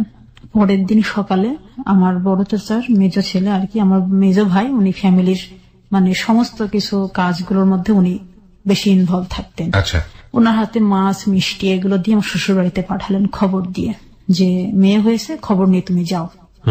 আমার বাবা ওকে পাঠালো। মেজো ভাই গেলেন আমার শাশুড়ির কাছে। আমার শাশুড়ি বললো আমার ছেলে নেই, আমি কিভাবে দেখতে যাব, এখান থেকে কেউ দেখতে যাবে না। আচ্ছা, এই বলে পরের দিনই ওই সকালে গেছেন ভাইয়া, আমাকে সন্ধ্যার সময় ভাইয়া ফিরে এসছেন। ফিরে আসার পরে এই কথা বললেন। ওরা সবাই বিমর্ষ। সেপ্টেম্বরের 12 তারিখে তো মেয়ে হলো, অক্টোবর মাসের 10 তারিখ 9 তারিখে আমি আর আমার বাবা, ডাক্তার বলেছিলেন যে হারুন সাহেব যে আপনার যে নাতিটা হবে তাকে আপনি টেস্ট করাবেন হবার পরপরই, যেন দেরি করবেন না। ঢাকাতে আসার দরকার নেই, আমার ছাত্র জালাল আহমেদ খুলনাতে বসে, ওখানে আপনি দেখাবেন। আমি 9 তারিখে বাবার সাথে করে ট্রেনে করে চলে গেলাম, যেহেতু ডেলিভারি রোগী বাস। মেয়েটাকে কি দেখাবে, মানে মেয়েটাকে টেস্ট করবে? হ্যাঁ, মেয়ের চোখে কোনো সমস্যা আছে কিনা। ডাক্তার জালাল সাহেবকে দেখলাম। দেখানোর পরে পরের দিন আমি সকালে ট্রেন ধরে চলে আসলাম বাড়িতে। আসার পরে 10টার সময় বাড়িতে এসে পৌঁছালাম। রূপসা ট্রেনে আসলাম খুলনা থেকে আলমডাঙ্গা। আমাদের তো 2 ঘন্টা লাগে ওখান থেকে আসতে। আমি ড্রেস শেষ খুলে আমি হাত মুখ ধুয়ে বাচ্চাটাকে দুধ খাওয়ানোর জন্য বারান্দাতে বসেছি। এর মাঝখানে পিয়ন চলে এসছে, আমাদের পোস্ট অফিসের পিয়ন। এসে বললো যে একটা রেজিস্টার চিঠি আছে নার্গিসকে, তার নামে একটা চিঠি, তাকে সিগনেচার করে নিতে হবে। আমি আমার ছোট ভাইটা ও বললো যে জপ হচ্ছে ওই তো পিয়ন এসছে, তোমাকে ডাকছেন। আমি গেলাম, বাচ্চাটাকে মায়ের কোলে দিয়ে আমি সিগনেচার করে দিয়েছি। দিয়ে আমি যখন চিঠিটা খুলছিলাম তখন আমার সমস্ত শরীর কম্পন শুরু হয়ে গেছে। আমি জানলাম না যে কেন আমার ভিতরে একটা ভূমিকম্প হলো, বুঝতে পারলাম না। কোনো কিছু খারাপ কিছু কেস করছিলেন এরকম। পরে আমি শুধু ছিঁড়ার পরে আমি শুধু বের করছি, শুধু তয়াকার লয়াকার কর, এতটুকুই আমি দেখছি, এর বেশি কিছু আমি দেখিনি। আমি ওই মুহূর্তে আমি মূর্ছা যাই, আমার জ্ঞান হারিয়ে ফেলি। বহুবার গা শিউরে উঠেছে হ্যালো 8920 জীবনের গল্প শোনার পরে, কিন্তু আজকের মতো ভয়াবহ ভাবে গা শিউরেও আমার কোনোদিন ওঠেনি। কিছুই বলেন নেই, টোটালি স্পিচলেস। 20 মিনিট পরে আমার জ্ঞান ফিরে আসে। তারপরে আমার স্যালাইন দিয়ে আমাকে শুয়ে রাখেন। রাখার পরে তা বললেন যে মা আমাকে পুরা আমাকে যে লেটারটা সেটা আমাকে দাও, আমি দেখবো। দেখলাম ওখানে লেখা আছে যে আমার শ্বশুর বাড়ির লোকজন আমাকে না জানিয়ে তাদের অন্ধ মেয়ে আমার সাথে বিয়ে দেয়, এবং ওই যে সন্তানটা হয়েছে সন্তানটা আমার না, এই সন্তানটা তার ভালোবাসার কোনো ফসল, এবং এই অবৈধ সন্তানের বাবা আমি হতে চাই না, এই কারণে আমি তাকে ডিভোর্স দিচ্ছি। শুধু এই কথাটুকুই সেখানে লেখা ছিল। এবং এটা একটা তালাকনামায় ছিল কাজী অফিসের। জি, কুষ্টিয়া কাজী অফিস থেকে এটা আসে, কাজী আফসার উদ্দিন এটা সিগনেচার করে। তখন আপনি কি করছিলেন, আপনাকে যখন এটা পড়ে শোনানো হলো? না, আমি নিজেই পড়েছি। আপনি নিজেই পড়লেন? নিজেই পড়লাম, নিজের ভিতরে শক্তি সঞ্চয় করে, নিজের সমস্ত যন্ত্রণাকে আমি ভিতরে আরেকবার হাতুড়ি দিয়ে আমি আঘাত করে আমি নিজেই পড়লাম। আমার মায়ের কাছ থেকে আমি নিয়ে আমি বললাম আজকের থেকে এই তালাকনামাটা আমার কাছেই থাকবে, এটা কেউ নিতে পারবে না, এবং তোমরা এই সম্পর্কে আমাকে কিচ্ছু জিজ্ঞাসাও করবে না, আমি কোথায় রেখেছি, কিভাবে রেখেছি। যেটা তোমরা দিলে আজকে উপহার, এই উপহার নিয়ে আমি আমার পথগুলো চলবো, এটা বলে আমি আমার ঘরের দরজা বন্ধ করে দিয়েছিলাম। আমার মেয়ের বয়স তখন মাত্র 24 দিন। তারপর আস্তে আস্তে মেয়েটা বড় হতে লাগলো। বাবা মার রেসপন্সটা কি ছিল ওই সময়টাতে? কি কিছু বলতো? হ্যাঁ, বাবা মা তখন আর কি রেসপন্স করবে। এটা যখন তালাকনামাটা বাড়িতে যখন আসলো, আমার আর একটা মামা ব্রিগেডিয়ার, বর্তমানে এখন উনি সিএমএস এর ডক্টর। তো দুই মামা যেটা মেজর, উনিও আসলেন এই খবর পাওয়ার পরে। আসার পর বাবাকে তো প্রচন্ড বকাবকি করলেন। মামা বললেন যে আমরা মামলা করব, এবং এই মামলার মাধ্যম দিয়ে আমরা জানতে পারলাম সে নাকি মালয়েশিয়াতে চলে গেছে। মামলা করলেন আপনারা তাহলে? মামারা বলছে সে যে দেশেই থাক, আমি হাই কমিশনের মাধ্যম দিয়ে তাকে আমি নিয়ে আসবো দেশে, সে যত বড়ই হোক না কেন, শক্তিশালী। আমার দুই মামা মিলে কুষ্টিয়া কোর্টে এবং চুয়াডাঙ্গা কোর্টে মামলা করলেন। করার পরে মামারা তো ঢাকাতে ফিরে আসলেন। বাবা গিয়ে কি করলেন, আমার যেখানে মামলা করা হয়েছে ওটা আমার মায়ের চাচাতো ভাই ছিল, সৌরভ উকিল, অ্যাডভোকেট সৌরভ। সেখানে গিয়ে আমার বাবা আবার সেই মামলাটাকে তুলে ফেললেন। কেন? বাবা বললেন যে আমার সামাজিক কারণে আমি কোনো মামলা করতে পারবো না, কারণ আমার সামাজিক সম্মান ক্ষুণ্ণ হবে। বাবা এই কথাটা বললেন। তখন আমার মামারা বললেন কি যে তুমি যেহেতু আমার বউ নাই, আমার ছোট বোনের হাজবেন্ড, সেও তো তুমি আমাদের সাথে আর সম্পর্ক রাখবে না, কারণ তোমার এই সমস্ত পাগলামি আমরা মেনে নিতে পারবো না। মেয়েদের জীবন নষ্ট করে ফেলছো, তুমি মামলা করবে না এখানে ভয় পাচ্ছ। যখন মেয়েকে বিয়ে দিলা তখন তোমার কোনো লজ্জা হলো না, তোমার সামাজিক কোনো ইয়ে হলো না, এখন তোমার এত লজ্জা কিসের? তারপর মামারা খুব ক্ষুব্ধ হয়ে বাবার সাথে আর কথা বলতেন না দীর্ঘদিন। তুলে ফেলার পরে আমি একটা বছর 92 থেকে 93 নভেম্বর মাস পর্যন্ত কারোর সাথে আমি কথা বলতাম না। ফ্যামিলির কোন অতিথি বাড়িতে আসলে আমি তাদের সাথে দেখা করতাম না, শুধু ঘরের মধ্যে থাকতাম। আমি ভাত খেতে বসলে আমার চোখ দিয়ে অটোমেটিক পানি বেরিয়ে আসতো, আমি ভাত খেতে পারতাম না। আমি দিনে একবার ভাত খেতাম, আমার গলা দিয়ে ভাত নামতো না। সারাক্ষণ শুধু মনে হতো আমার বিয়ে হলো কেন, আমার পড়া বন্ধ হলো কেন, আমার মেয়ে হলো কেন, আমার ডিভোর্স হলো কেন। আমি 4টা সমীকরণ কখনো আমি মেলাতে পারিনি আমার জীবনের সাথে। আমার ওই মুহূর্তে যখন আমি আমার বাবার বাড়িতে আমার মেয়েটাকে নিয়ে অবস্থান করছিলাম, আমার ফ্যামিলিতে আমার ফুপুরা, আমার অন্যান্য আত্মীয় স্বজনরা যখন আসতো, তখন আমার মাকে আমার বাবাকে প্রশ্ন করতো যে মেয়েকে কেন ডিভোর্স দেওয়া হলো। আর ওর মধ্যেই যেহেতু এ পাড়া ও পাড়া আমার একটা ননদের বাড়ি ছিল, তারা খুব ফলাও করে প্রচার করতো এটা আমার অবৈধ সন্তান, আমার অবৈধ সন্তানের মা, এই সন্তান আমার ভাইয়ের না। এটা পুরো পাড়াময় প্রচার যখন হয়ে গিয়েছিল, তখন আমি আরো ঘর থেকে বেরোতে পারতাম না। আমি তো জানতাম যে এটা আমার কার সন্তান। এটার আমার বাবা যেহেতু স্কুলের শিক্ষক ছিলেন, সেহেতু তার পক্ষে এই সম্ভব ছিল না।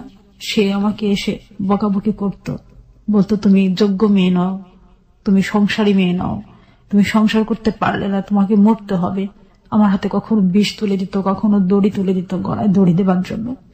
আমি আমার মেয়ের মুখের দিকে তাকিয়ে কখনো এগুলো করতে পারিনি। হঠাৎ করে আমি ঝড়ের পরে যে গল্পটা আছে মানিক বন্দ্যোপাধ্যায়ের, সেই মাহবুবের গল্প আমাকে জীবনে ফিরিয়ে নিয়ে আসলো, আর একটা নতুন জীবন দিল।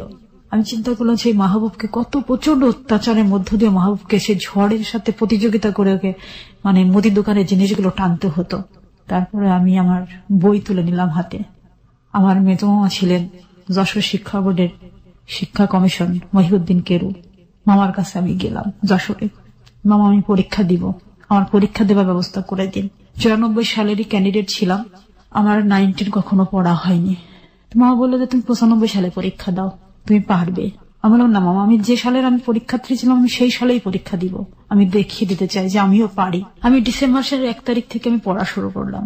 যখন আমি অঙ্ক বই নিয়ে হাতে করে বসলাম, আমার বীজগণিত তখন মাথায় আর কিচ্ছু ঢোকে না। যে মেয়েটি আমি কখনো 80-র নিচে কখনো আমি অঙ্কে মার্কস পাইনি, সেই মেয়েটি আর আমি অঙ্ক করতে পারি না। আমার সব ভুলে গেছে 2 বছরে। পরে মামাকে অনুরোধ করে বললাম যে মামা আমি তো অঙ্ক কিছু বুঝি না, আর আমার মাথায় ঢুকে না, প্রাইভেট মাস্টার কাছে যাই আসি, আমি অঙ্ক করতে পারি না।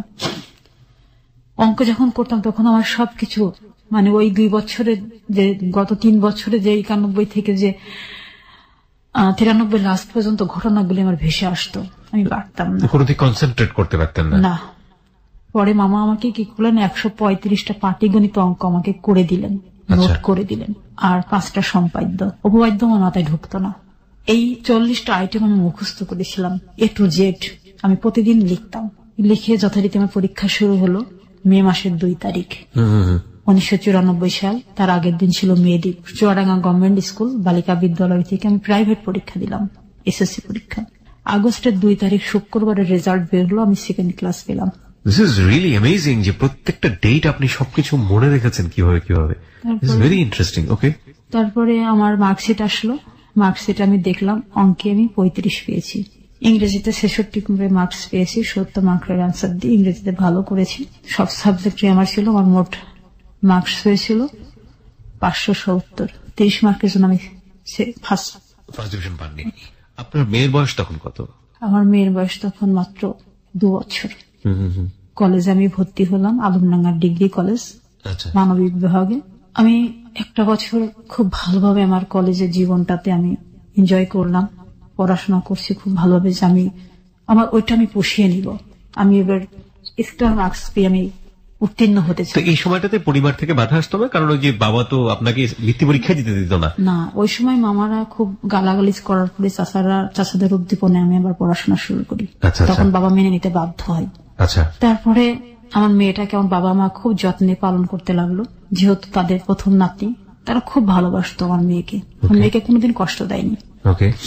আমি যখন কলেজে ভর্তি হলাম, হওয়ার পরে কলেজে যখন পড়াশোনা করি, এই কলেজে পড়াকালীন আমি একটু খেলাধুলা মনা এবং সাংস্কৃতিক মনা ছিলাম। এই সাংস্কৃতিক অঙ্গনে যখন আমি পা ফেললাম, তখন আমার বাবা আমার প্রতি আবার বিরোধ হয়ে গেলেন। আমার পড়াশোনাটা সেখানে আবার স্টপ হয়ে যায়। কি ধরনের? যে তুমি আর কোনো কিছুতে অংশগ্রহণ করতে পারবে না, পড়াশোনা। সাংস্কৃতিক অঙ্গন বলতে আপনি কি ধরনের, কিসে পার্টিসিপেট করলেন? খেলাধুলাতে? আমি যেমন দাবা খেলতাম, হ্যান্ডবল খেলতাম, খুব ভালো ব্যাডমিন্টন খেলতে পারতাম। আচ্ছা আচ্ছা। তারপরে আমি এইগুলো বাবার কানে যখন গেল, তখন বাবা আমাকে বললাম তোমার কলেজ যাওয়া বন্ধ। তখন বলতাম যে তোমার ভাইরাও তো কলেজে যায়, ফাংশন করে, আমি করলে সমস্যা কি? রাইট। তো বলতে যে তোমার সমস্যা আছে, মেয়েদের এত স্বাধীনতা ভালো না। ওকে। আমি চুপ করে যেতাম, প্রতিবাদ করার মতো ভাষা বা সাহস তখন আমার জন্মেনি। যাই হোক, অগ্রহায়ণের শেষে যখন পৌষ শুরু হতো, পৌষ মেলা হতো, পৌষ মেলায় আমি আমার প্রথম বইটা বের করি, 12 মাসের ছড়া। মানে আপনি বাসায় বসে বসে ছড়া লিখতেন? হ্যাঁ, ছড়া, কবিতা, গল্প লিখতাম। ওই সময় গ্রামগুলিতে অনেক পালা গানের আসর বসতো, যাত্রার আসর বসতো। জি। ওই সময় আমার বইটা যখন আমি করলাম, তখন বাবা আরো খেপে গেলেন। আমার সেই 12 মাসের ছড়ার বইটা যখন আমি অনেক আনন্দ নিয়ে আমি বাড়িতে নিয়ে আসি, আমার বাবা সেই বইটা তাৎক্ষণিক পুড়িয়ে দিলেন। আমার বাজারে কোনো বই থাকবে না, আমার কোনো লেখার বই থাকবে না। সেটা আমার আর একটি স্বপ্নে সেদিন মৃত্যুর দিন ছিল। এমনকি সেই পাণ্ডুলিপিগুলো আমাকে পুড়িয়ে দেওয়া হলো। সেই পাণ্ডুলিপি আমি আর জন্ম নিতে পারিনি। প্রথম বইয়ের মৃত্যু আমার এভাবে হলো। তারপর আমার জিদ জন্ম হলো ভিতরে, আমি একদিন লিখিয়ে হব, আমার বই আসবে বাজারে, এটা আমি দেখাবো। এটারও একটা অন্যতম কারণ ছিল আমার পড়া বন্ধ হবার। 94 থেকে 99 পর্যন্ত আমি আর ইন্টারের বই হাতে করতে পারিনি, কলেজে যেতে পারিনি। আমাকে ঘর কেন্দ্রিক করা হলো, আমার মেয়েটাকে আমার কাছ থেকে নিয়ে নেওয়া হলো। আমার মেয়েকে আমি দুধ খাওয়াতে পারতাম না, আমার মেয়েকে বুকে নিয়ে আমি ঘুমাতে পারতাম না। আমার বাবা মা একটা কথাই বলতো, তুমি ব্যর্থ, তোমার কোনো কিছুর যোগ্যতা নেই, তুমি মানুষ হিসাবে ব্যর্থ, তোমার মরে যাওয়াই ভালো। প্রতিবার ঈদ আসতো বাড়িতে, সব ভাই বোনীদের কাপড় পেত। আমার স্বামী ছিল না বিধে আমি কোনোদিন নতুন ঈদের কাপড় পাইনি। দীর্ঘ 5 বছর আমি কাটিয়েছি পুরানো জামা পরে। আমার বাবার সামর্থ্য ছিল, সব ছিল, তারপর আমাকে দেওয়া হয়নি। শুধু আমি সংসার করতে পারিনি এই জন্য, শুধু আমি স্বামীকে ধরে রাখতে পারিনি এই জন্য। এটাই ছিল সবচেয়ে বড় অপরাধ আমার। এভাবে যখন 99 পর্যন্ত আমার জীবন থেকে চলে গেল 5টি বছর, তখন আমি ইচ্ছা করে আমি সাদা থান পড়তাম আমার দাদির কাছ থেকে। আমার সাদা দাদির সেই থান নিয়ে আমি 5 বছর থান পরে আমি কাটিয়েছি। এটা পড়ার আর একটা কারণ ছিল, আমার ছোট বোন যেটা ইমিডিয়েটলি ছিল সেটা ঝিনেদায় বিয়ে হয়েছে। ওই বোনটার বিয়ের দিন আমার বাবা আমাকে ডেকে বলেছিল, তুমি বিয়ের কোনো জিনিস ধরবে না, আমার মেয়ের জীবনটা নষ্ট হয়ে যাবে। সেদিন আমি খুব কষ্ট পেয়ে আমি বাড়ির ঝাড়ের নিচে, আমাদের বাড়িতে একটা বাঁশের বাগান ছিল, বাগানে গিয়ে আমি বসেছিলাম, প্রচুর কেঁদেছিলাম। সেদিনকে থেকে আমি রঙিন কাপড় পরে পড়া বন্ধ করে দিয়েছিলাম। এটা 1995 সালের 29শে মে। তারপরের থেকে আমি আর কোনোদিন 99 সাল পর্যন্ত আমি রঙিন কাপড় পরিনি। 99 সালে ছোট মামা যখন ফের আমাদের বাড়িতে আসলেন, দীর্ঘ একটা মান অভিমানের পরে মামা এসে বাবাকে খুব রাগারাগি করলেন, বলে ওকে পরীক্ষা দেওয়া হোক, ও পরীক্ষা দিবে, ভালো রেজাল্ট করবে। 99 সালের মে মাসে আমার ইন্টার পরীক্ষায় আমি অংশগ্রহণ করলাম। মাত্র 4 মাস আবার পড়াশোনা করলাম, রাত দিন খেটে পড়াশোনা করে আমি 2nd ক্লাস পেলাম ইন্টারে। ডিগ্রিতে ভর্তি হলাম আমি বিএসএস গ্রুপে, সমাজবিজ্ঞান রাষ্ট্রবিজ্ঞান সাবজেক্ট নিয়ে আমি ভর্তি হলাম। বিএ ফার্স্ট ইয়ারে যখন আমি কুষ্টিয়া গভর্নমেন্ট কলেজে ক্লাস করি, প্রতিদিন ট্রেনে যেতাম, সকালের ট্রেনে, আমি বিকালের ট্রেনে ফিরে আসতাম ক্লাস করে। মেয়েটা বাসায় থাকতো, আমার মায়ের কাছে, আমার বোনদের কাছে থাকতো। মেয়ে তো তখন বড় হয়ে গেছে, বাবার কথা বলতো না? না, কখন বাবার কথা জিজ্ঞাসা করিনি। বাবার কোনো স্মৃতি ওর তো জানা নেই সেই সময় পর্যন্ত, না, ওর তো কিছু জানা নেই। 99 সালের বিএ ফার্স্ট ইয়ারে যখন স্টুডেন্টস, তখন 16 ডিসেম্বর আমার মা পিঠা বানাচ্ছিল। ওই মুহূর্তে বাড়িতে ফোন আসলো যে আমার ওই হাজবেন্ড মালয়েশিয়া থেকে ফিরে আসছে, সে আমাকে নিতে আসবে। এইটুকু শুধু খবর শুনলাম আমি। আমার দুলাভাইয়ের কাছে এটা জানিয়েছে যে আমি ভুল করেছি, আমার বউ এবং মেয়েকে আমি নিয়ে যাব, আমাকে যেন ক্ষমা করা হয়। সে 7 বছর পরে মালয়েশিয়া থেকে ফিরে আসলো। সেই সময় সে আমাকে তো ফেলে চলে গেল, সে মালয়েশিয়াতে চলে গেছিল গোপনে, ভাবে কেউ জানতো না। তারপরে সে 17 ডিসেম্বরে সকাল 10টায় আমাদের বাড়িতে আসলো। আসার পরে আমার বাবা আমাকে বলল, তোমাকে যেতে হবে। আমি বললাম আমি যাব না। যে অধ্যায়টা একবার আমি ভুলে গেছি, সেই অধ্যায়টা আমি নিয়ে আর, মানে এত ঝড় পাড়ি দেওয়ার পরে আবার সেই ঝড়ের মুখে ফেলে দিচ্ছে। হ্যাঁ, আমি সেখানে আর যাব না, আমি যেতে চাই না। আমার একটা মেয়ে আছে, আমি পড়াশোনা করতে চাই। আমি যদি বিয়ে ভালো রেজাল্ট করি তাহলে আমি ল ভর্তি হব, আমি যদি লতে ভালো রেজাল্ট করি তাহলে আমি ব্যারিস্টার হব, আমি আমার মতো মেয়েদের পাশে গিয়ে আমি দাঁড়াতে চাই ব্যারিস্টার পাশ করে। এটা আমার পরের স্বপ্ন আমি গেঁথে নিয়েছিলাম মনের ভিতরে, এবং সেই মন্ত্রটা নিয়ে আমি কাজ করছিলেন। হ্যাঁ, কাজ করছিলাম। তারপরে সকাল 10টা থেকে প্রায় বিকেল 4টা পর্যন্ত অনেক আলোচনা, অনেক মিটিং হলো বাড়িতে। আমাকে কেউ রাজি করাতে পারে না ফ্যামিলির। আর আমার চাচারা আসলেন, চাচারা বললেন যে এভাবে তো দেওয়া যায় না, যেটা ডিভোর্স হয়ে গেছে, তারপরে তো একটা নিয়ম আছে, নিয়মের বাইরে তো কিছু করা যায় না, তো তুমি নিয়মের বাইরে কেন কাজ করছো? তারপরে মামাদের কাছে সাজেশন নেওয়া হলো। মামারা বললো আমরা কোনো সাজেশন দিতে এখন পারবো না, কারণ সাজেশন দেওয়ার আগে তুমি সবকিছু নষ্ট করে ফেলেছো, আমাদের কাছে সাজেশন নিলে এখন লাভ হবে না, আর আমরা এর মধ্যে থাকতেও চাই না।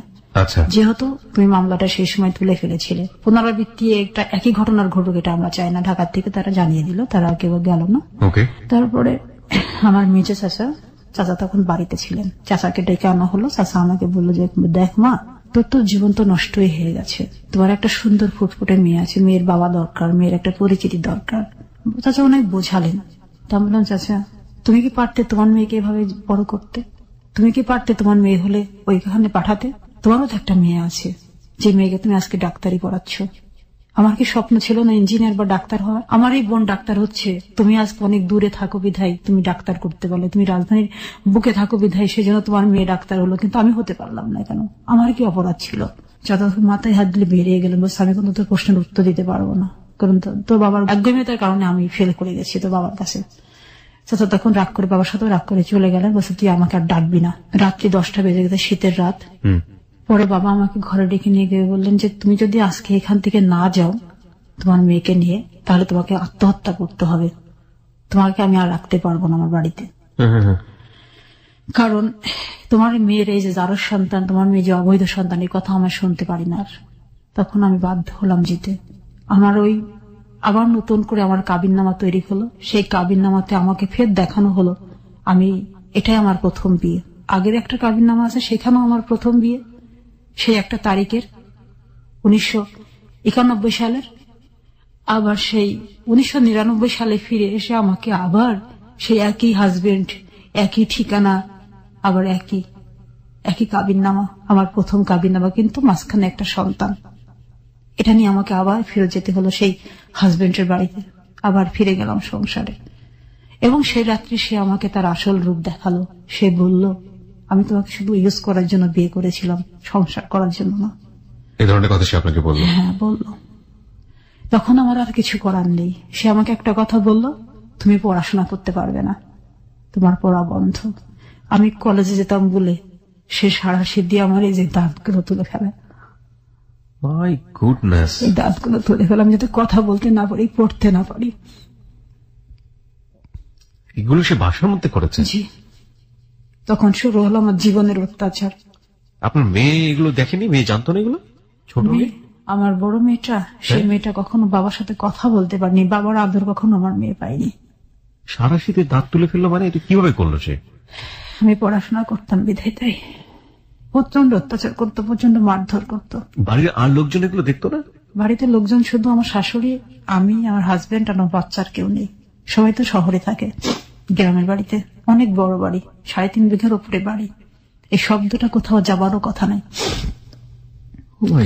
দরজা বন্ধ করে দিয়ে আমার এদিকে দাঁতগুলো নেই। এগুলো সব টানতে টানতে তুলে ফেলতো? প্রথম ভাঙতো হাতুড়ি দিয়ে, এগুলো ফুলে আমার এরকম হয়ে গেছিল সেই সময়। তারপরে এই যে হাতের আঙুল, এটা বাড়িয়ে আমি লিখতাম বলে হাতের আঙুল ব্যাকা করে দিচ্ছে মেরে। ওই 17 ডিসেম্বরে যেদিন শ্বশুরবাড়ি গেলাম, তারপরে আমি 4 দিন পরে আমি প্রথম কলেজে যাই শ্বশুরবাড়ি থেকে। ওখানে তো কাছে শ্বশুরবাড়ি, আমি বাসে কলেজে যেতাম। মেয়েকে আমার শাশুড়ির কাছে রেখে যেতাম। আমার শাশুড়ি বলল ওর অনুমতি ছাড়া তুমি কলেজে যাচ্ছ, তোমার তো সমস্যা হতে পারে। আচ্ছা। ও তো খুবই রেগে যেতে পারে। দিন পরে তোমরা আবার এক জায়গায় হলা, তোমরা খুব সুন্দর একটা সংসার বা পড়াশোনা বা নাইবা করলা, করছো তো, ইন্টার পাস তো করছো, ডিগ্রি পাস না করলে কি হবে তোমার? তুমি তা চাকরি করবে না। তা বললাম যে মা, আমি ভরসা আর কোনো কিছুতেই পাই না। এখন আমার একটা ভরসা, আমাকে শিক্ষা অর্জন করতে হবে, আমাকে আমার এডুকেশনটা আমাকে ফুলফিল করতে হবে। আমি এই লক্ষ্যে এগিয়ে যেতে চাই, যাতে পরবর্তীতে যেন আমি সব ঝড় সামলাতে পারি।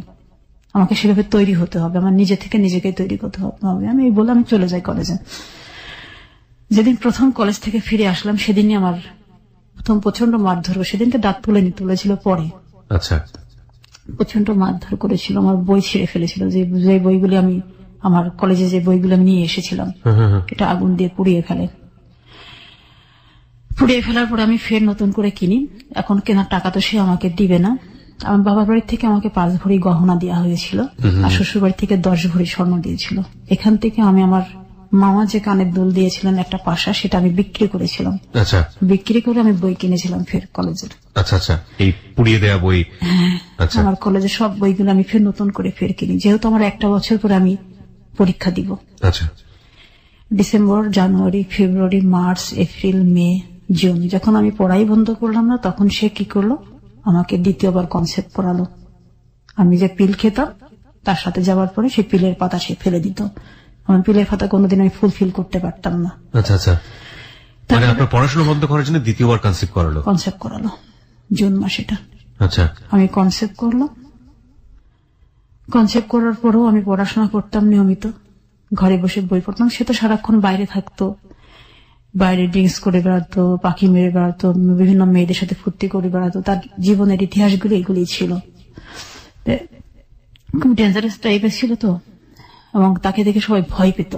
আর আমার যে মেয়েটা আমি সাথে করে নিয়ে গেলাম, আমার বড় মেয়ে, ও যখন ওখানে দিন যাপন করতো আমার সাথে, ও বাবাকে দেখে খুব ভয় পেত, বাবার সামনে কখনো যেত না, কথাও বলতো না, আর ওকে কখনো বাবা আদরও করেনি ওকে। ও তখন বাবার আদর কি জিনিস জানতো না, বাবা বলে ডাকতো না, ভয় পেত। ও দাদির কাছে বেশি থাকতো, দাদি ওকে খুব ভালোবাসতো, ফুবুরা ভালোবাসতো। তো এভাবে আমাদের মামের দিন যাচ্ছিল। ও বাবা যখন থাকতো না তখন ও আমার কাছে আসতো, এবং বাকিটার সময় কাজের মেয়ে এবং দাদি এদের সাথেই সময় কাটাতো। আর এইভাবে আমার প্রতি অত্যাচার চলতো। দ্বিতীয় কনসেপ্ট হওয়ার পরে আমি ওই বেবিটা আমার ভিতরে বাড়তে থাকে আস্তে আস্তে। জুন থেকে এটা মার্চ, প্রায় 8 মাসের কাছাকাছি যখন আমার গর্ভে বাচ্চা, তখন আমার বিয়ে পরীক্ষা শুরু হলো মার্চে। বিয়ে ফাইনাল পরীক্ষা। আমি সেই 8 মাসের গর্ভে বাচ্চা নিয়ে আমি পরীক্ষা দিতে যেতাম। আমি পরীক্ষায় অংশগ্রহণ করলাম, বিয়ে পরীক্ষাতে। এই বিয়ে পরীক্ষা যখন অংশগ্রহণ করি, তখন এর মাঝখানে তোমার 2-3টা দাঁত তো অলরেডি চলেই গেছে প্রচন্ড অত্যাচারে।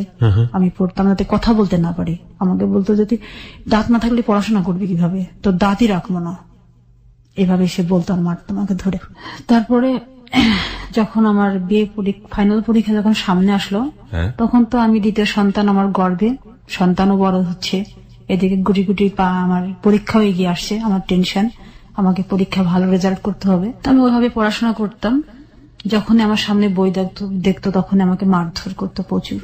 যখন আমি পরীক্ষাতে ফর্ম ফিল আপ করার জন্য আমি রেডি, ওই সময় আমার আগের 2 সার্টিফিকেট, এসএসসি এবং ইন্টারের সার্টিফিকেট ছিঁড়ে ফেলে, ছিঁড়ে টুকরো টুকরো করে ফেলে। সেটা আমি পুড়িয়ে ফেলবে যখন, তখন আমার শাশুড়ি পুড়িয়ে ফেলার আগে সে নিয়ে চলে যায়। পরে ওটা আমি আর একটা কাগজে জোড়া দিয়ে সেই ছেঁড়া কপি এখন আমি টেনে নিয়ে বেড়াচ্ছি, সেই ছেঁড়া কপি আছে আপনার কাছে। প্রিয় শ্রোতা, আমরা কিছু নিদর্শন উনি নিয়ে এসছেন। মাই গুডনেস, একটু আমার কাছে দিবেন? ওহ গড, প্রত্যেকটা ছেঁড়া, এবং এটা আপনি অবস্থায় জোড়া দিয়ে লেমিনেটিং করেছেন না? নিচে একটা পাতা দিয়ে আপনি আটা দিয়ে লাগিয়েছেন। এটা মানুষ কতটা অসহায়, আজকের এই জীবনের গল্প না শুনলে আমি ঠিক বুঝতে পারতাম না। ওনার সার্টিফিকেট গুলো আমার 2 হাতে 2টা সার্টিফিকেট। 1994 সালের মাধ্যমিক স্কুল সার্টিফিকেট পরীক্ষায় সমাজ বিজ্ঞান শাখায় 2য় বিভাগে উত্তীর্ণ হয়েছে। বাহ, এখানে উনি যশোর বিভাগ থেকে পরীক্ষা দিয়েছেন, সেটাও উল্লেখ আছে। এখানেও উনি হায়ার সেকেন্ডারি স্কুল সার্টিফিকেট, এটা ইংলিশে। প্রত্যেকটা টুকরো টুকরো করে ছেঁড়া, এবং উনি নিচে কাগজ দিয়ে আঠা দিয়ে লাগিয়ে পরবর্তীতে লেমিনেটিং করেছেন। বলুন তারপরে আমি পরীক্ষাতে অংশগ্রহণ করবই, আমার এটা প্রতিজ্ঞা, দৃঢ় প্রতিজ্ঞা। পরীক্ষা অংশগ্রহণ করলাম। ইংলিশ বাংলা পরীক্ষা দুটো আমি খুব ভালো দিলাম। Degree final? জি, ডিগ্রি ফাইনাল। আমার মেয়ে আমার গর্ভে, ছোট মেয়ে, 8 মাস তখন চলে, আর 1 মাস পরে আমার ডেলিভারি। পরীক্ষা শেষ করতে পারবো কিনা জানি না, যেহেতু তার লং টাইমে পরীক্ষাটা তাওয়াক্কাল তো আল্লাহ, আপনি দিয়ে যাচ্ছেন। দিয়ে যাচ্ছি। ওকে।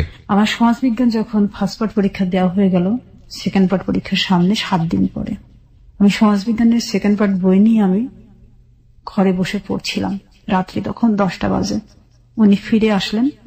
ফিরে এসে আমার হাতে বই দেখার পর, বাড়িতে আমার শাশুড়িও ছিলেন না, উনি চিটাগং গিয়েছিলেন, তো বাড়িতে কেউ নাই, আমি আমার মেয়ে আর কাজের মেয়ে, আর কেউ নেই। মেয়ে তো কাজের মেয়ের সাথে ঘুমিয়ে গেছে। বাড়ি ফিরে আমার যখন দেখলো বই হাতে, তখন আমার পেটে 2টা লাথি মারলো, আমার এই ভরা পেটে। আমি খাট থেকে পড়ে গেলাম। আমার মুখে ঘুষি মারলো, নাক দিয়ে রক্ত বেরিয়ে গেল। সে বেরিয়ে ঘরে তালা মেরে, গেটে তালা মেরে সে ওই রাতে বেরিয়ে যায় বাড়ির থেকে। কোথায় যায় এটা জানি না। আমি ভোর পর্যন্ত ভেবে পড়েছিলাম। আমার মেয়ে আর কাজের মেয়েটা শুধু শব্দ শুনেছিল। ও পাশের ঘরের থেকে ওরা 2জন আসে। আসার পরে আমাকে ওই অবস্থায় দেখে, রক্ত বেরোনো দেখে ও ভয় পেয়ে যায়, কান্নাকাটি করতে থাকে। তখন ওর পাশে যে আমার চাচাতো ভাসুরা ছিল, ওরা দৌড়ে আসে, ঘেরের দরজা বন্ধ, প্রাচীর টপকিয়ে আসে, তালা ভাঙে ওই রাত্রে। তালা ভেঙে তারপরে আমাকে ডাক্তারখানায় নিয়ে যায়। আমি অ্যাডমিট হই। 4 দিন আমি হাঁটতে পারতাম না আমার পেটে লাথি মারার কারণে। পরে তহমিনা যে আমাদের ফ্যামিলির ডাক্তার, সে বলল যে বাচ্চা উল্টে গেছে, ভিতরে বাচ্চা ডিফেক্ট হয়ে গেছে। আমি আমার পরীক্ষা দিতে পারিনি। আমার হাঁটা চলা বন্ধ হয়ে গেল। ডাক্তার বলল যে তুমি পরীক্ষা চাও না জীবন চাও? তা আমি বললাম আমার পরীক্ষাটা খুব ইম্পর্টেন্ট, আমার পরীক্ষাটা আমি দিতে চাই, আমি বেডে শুয়ে হলো পরীক্ষা দিব। তুমি কি পারবে? আমি বললাম আমাকে পারতেই হবে। আমি পরীক্ষার হলে গেলাম। হলে যাবার পরে ওই পরীক্ষাটা তো আমার 7 দিন পরে ছিল, আমি দিয়ে দিলাম। পরীক্ষাটা খুব ভালো আমি দিতে পারিনি। তারপরে আমার ব্লিডিং শুরু হয়।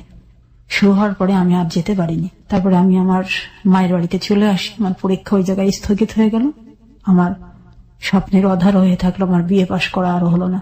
তারপরে আমি চাষির কাছে ট্রিটমেন্টে থাকলাম। থাকার পরে মেয়েটা 1 মাস অতিরিক্ত হয়ে গেল পেটের মধ্যে, আর ডেলিভারি আমার পেন আসে না। মেয়েটা ভিতরে মল ত্যাগ করে ফেলছে। যেখানে 9 মাসের বাচ্চা হওয়ার কথা, সেখানে 10 মাস হয়ে গেছে। ও কোন রকম বেঁচে আছে ভিতরে। পরে চাষিমা 7 ঘন্টা আল্ট্রাসাউন্ড রিপোর্টে ওটা 7 ঘন্টার মধ্যে যদি ডেলিভারি না হয়, মা মেয়ে দুজনাই পৃথিবী ছেড়ে চলে যাওয়ার সম্ভাবনা আছে। এই রিক্সে চাষিমা আমাকে ডেলিভারি করালেন। ডেলিভারি করানোর পরে মেয়েটা হলো আধমরা একটা মেয়ে। সেই মেয়েটা অনেক ট্রিটমেন্টের পর বেঁচে উঠলো, কিন্তু সে বেঁচে থাকাটা এখন আর বেঁচে থাকা নয়। ওই যে লাথি মারার কারণে ওর জীবনে ওর ডিফেক্ট নিয়ে যে শিশুটা খুব সুন্দরভাবে পৃথিবীতে আসতো, তার সুন্দর জীবনটা ব্যাহত হলো। আমি আবার 26 দিনের মেয়ে নিয়ে আমি আমার শ্বশুর বাড়িতে ফিরে গেলাম। যেহেতু মেয়ের স্কুল আছে, সুস্থ হয়ে ফিরে গেলাম। এই ছোট মেয়েটা বড় মেয়েটা এই নিয়ে আমি সংসার করি, সংসারে আছি। বইগুলো প্রতিদিন হাত দিতাম আর কাঁদতাম যে আমার এত যন্ত্রণার পড়াশোনা, সেই পড়াশোনাটা আমি আজকে করতে পারলাম না। তারপরে আমার মেয়ের বয়স তখন 13 মাস, ছোট মেয়ে, তখন ফির সে আমাকে কনসেপ্ট করালো। আবার তোমাকে কনসেপ্ট করতেই হবে। আবার আমার সন্তান আসলো, ছেলে পেটে আসলো। ছেলে পেটে আসার পরে আমি অসুস্থ হয়ে গেলাম। আমি বিছানাতে, আমি আর উঠতে পারতাম না। দিদি প্রচন্ড মারধর করত। আমার বড় মেয়েটা এতটাই তার কাছে চক্ষুশূল ছিল। 7 বছরের তো 8 বছরের মেয়েরা তো কান ফোড়ায়। আমার বড় মেয়েটা যখন কান ফোড়ালো, শখ করে ছোট ফুপুর কাছ থেকে সে কানটাকে সে বাড়িয়ে কান দিয়ে রক্তপাত করে দিয়েছিল আমার বড় মেয়ের। এমনকি মেয়েটাকেও সে কখনো রেহাই দিত না। তারপর ছেলেটাকে পেটে নিয়ে যখন আমি এভাবে আর পড়াশোনা করতে পারলাম না, আমার শ্বশুর বাড়িতে তখন খুব কষ্ট হতো। যেহেতু ওখানে ডাক্তার, গ্রামের বাড়ি তো ডাক্তার অনেক দূরে, আর বাড়িতে কোনো ডাক্তার নেই। সেহেতু চাষিরা আমাকে বললো তুমি বাড়িতে চলে আসো, যে তোমাদের বাড়িতেই ডাক্তার, বাড়িতেই সবকিছু। তো বাড়িতে চলে গেলাম, থাকলাম বাড়িতেই। আমার ছেলেটা হচ্ছে 2003 সালের 7 জুলাই আমার ছেলেটা জন্ম নিল। ছেলেটা খুব সুন্দর জন্ম নিল আর কি, ভালোভাবে, কোনো সমস্যা আমার হয়নি। 12 দিনের ছেলে নিয়ে আমি ঘরে ফিরে গেলাম। জানুয়ারি মাসের 4 তারিখে আমি ছেলে কোলে নিয়ে আমি কাজ করতেছিলাম রান্নাঘরে। তো আমার কাজের মেয়েটাকে দিয়ে বললাম যে কাপড়গুলো একটু ভেজা ভেজা আছে, আমি এগুলোর একটু শুকিয়ে নিয়ে আসি চুলার থেকে। শুধু হিটারে দিয়েও হচ্ছে না, আয়রন করে হচ্ছে না, তো এই বাচ্চাটারে নিয়ে আমি আসতেছি। তখন রাত্রি 8:30 বাজে। আচ্ছা, আমার মেয়েটার টিচার এসে তখন মেয়েটাকে পড়াচ্ছে, বড় মেয়েটাকে। তারপরে আমার গায়ে আগুন লেগে গেল। আগুন লেগে গেল চুলার থেকে আগুন লাগলো আমার গায়ে। আচ্ছা। আমার শরীরের অর্ধেক অংশ পুড়ে গেল। পুড়ে যাওয়ার পরে আমি সেন্সলেসে পড়ে থাকলাম। সবাই আসলো, আমাকে ওখান থেকে আগুন থেকে উদ্ধার করলো। শাড়িতে আগুন লেগে গিয়েছিল। লেগে যাওয়ার পরে ওই রাত্রে আমাকে ডাক্তারখানায় অ্যাডমিট করা হলো। আমার হাঁটুর উপর থেকে আমার মাঝার পর্যন্ত আমার সমস্ত পুড়ে একদম ঝলসে গেল। ঝলসে যাওয়ার পরে আমি এই বিছানায় যখন পড়ে গেলাম, বাচ্চা 3টা, ছোট মেয়েটা ওই রকম হাঁটতে পারে না, ছেলেটা মাত্র হয়েছে 7 মাসের সন্তান কোলে। তারপর সে যে কি বিভৎস মানে অবস্থা আর কি, ডাক্তার ড্রেসিং করছে, ব্যান্ডেজ করতেছে, এইভাবে আমার প্রতিদিন একটা একটা করে দিন পার হতো। আর আমার ফ্যামিলির কেউ আমাকে তখন দেখতে আসেনি। আর এই যে আপনি বলছিলেন একটু আগে যে দাঁত উপড়ে ফেলতো, হাতের নখ ভাঙতো যাতে আপনি লেখাপড়া করতে না পারেন, এগুলো আপনি আপনার পরিবারে বলতেন না? মাকে বলতেন না, বাবাকে বলতেন না? আমার ওই যখন এগুলি করতো তখন তো বললেও তারা বিশ্বাস করতো না। আর আমার ফ্যামিলির লোকজন তখন কম যেত আমাদের বাড়িতে। আর আমার বাচ্চাগুলি হয়ে যাওয়ার পরে যখন আমার অত্যাচারটা যখন বেশি বাড়লো, যখন আমি পুড়ে গেলাম, তখন আমার ফ্যামিলির কারোর মুখ আমি দেখিনি। দাঁতগুলো কি দিয়ে তুলতো উনি? দাঁতগুলো প্লাস দিয়ে তুলতো আর ইয়ে দিয়ে করতো। কিছু লোক আছে উনি ভাঁজ করতে পারেন না, এগুলো কি দিয়ে বাড়ি দিত? এগুলোতে এগুলো মানে বেতের লাঠি দিয়ে বাড়ি দিত, যাতে আপনি লিখতে না পারেন, কলম ধরতে না পারেন। এই যে আঙুল দুটো বাঁকা, এই যে এই কারণে ফেটে গিয়েছিল হাড় এখানে। বলুন তারপর। পড়ে গেলাম বিছানায়। তখন আমাকে ওই পুরো অবস্থাতে মারতে পারে না, শুধু মুখে আমাকে আঘাত করতো যে সাবধানে কাজ করতে পারো না, এই করতে পারো না, সেই করতে পারো না, এখন তোমাকে কে দেখবে, তোমার বাচ্চাদের কে দেখবে, খালি মুখে কিলাতো। কিলিয়ে আমার চলে যেত ঘর থেকে। আমার পরে রাগে মানে খুব বেশি চলে যেত। আর একটা বড় মহিলা ছিল কাজে, তার সাথে সে সারাক্ষণ এই সেক্স রিলেশনের মতো থাকতো। মানে কাজের মেয়ের সাথে? জি। আমার শাশুড়ি তখন আমার পুরো অবস্থা শুনে চিটাগাং থেকে ফিরে আসলেন বাড়িতে। আসার পরে আমার মেয়েদেরকে দেখাশোনা করতে লাগলেন। শাশুড়ি আর একটা কাজের মেয়ে রাখলেন, যেহেতু ওই অবস্থা হয়ে গেছে, এখন তোকে তো ট্রিটমেন্টও করতে হবে, বাচ্চাগুলোও দেখতে হবে। আমি ছেলেটাকেও কোলে নিতে পারি না, ছোট মেয়েটাকেও নিতে পারি না। বড় মেয়েটা আমার মল ফেলতো, আমি পায়খানা বিছানায় বসে করতাম। বড় মেয়ে সেবাটা দিত? আমার বড় মেয়ে আর একটা কাজের মেয়ে। এই আমার বড় মেয়ে তখন ক্লাস 6-এ। আমার এই বড় মেয়েটা আমার জন্য তার 1 বছর লস দিল। 6-এ ওর পড়াশোনাটা হয়নি। ওর চোখে যখন পানি দেখতাম তখন আমার খুব কষ্ট হতো। নিজের প্রতিচ্ছবি দেখতে পেতেন? আমি তখন আমি বলতাম যে আম্মু তুমি আমাকে ক্ষমা করে দিও, আমি চাইনি তোমার পড়াটা বন্ধ হোক। তারপরে এইভাবে জানুয়ারি থেকে অক্টোবর মাস পর্যন্ত আমি বিছানায় ছিলাম। প্রচন্ড যন্ত্রণা, ঘা শুকোতে দেরি হলো, আমার পুরা শরীর বিকলাঙ্গ হয়ে গেল, ঠ্যাংগুলো সব কুজো হয়ে গেল, নখগুলো সব টান ধরলো। যখন আমি আর সুস্থ হই না, অক্টোবর মাসের 16 তারিখ 2004, সে আমাকে আমার 3টা বাচ্চাকে রেখে কুষ্টিয়ার কোর্ট স্টেশনের বারান্দায় ডাক্তারখানায় যাওয়ার নাম করে আমাকে ফেলে আসে। সেই রাস্তাতে স্টেশনে ফেলে আসে আপনাকে? আমাকে ফেলে আসে। ফেলে আসার পরে আমি 17 দিন ছিলাম ওই স্টেশনে। আমার ফ্যামিলির লোকজন কেউ জানতো না আমি কোথায়। কেন স্টেশনে আপনি থাকলেন? আপনি কেন বাড়িতে চলে আসলেন না? আমি তো হাঁটতেও পারতাম না নিজে। ওহো, আমি তো বিকলাঙ্গ তখন, পুরা অবস্থা আমার, পুরা ঘাও তখন আমার সুখ হয়নি। কি করলেন ওই সময়টাতে তাহলে? আমি স্টেশনেই পড়ে থাকতাম। আমার শুধু একটা ম্যাক্সি পরা ছিল গায়ে, আর একটা গায়ে চাদর ছিল। ধুলা বালিতে আমার। আপনার সঙ্গে আপনার সন্তানটা ছিল না? না, সন্তানগুলো সে আপনাকে ফেলে এসছে ওখানে ডাক্তার দেখানোর কথা বলে।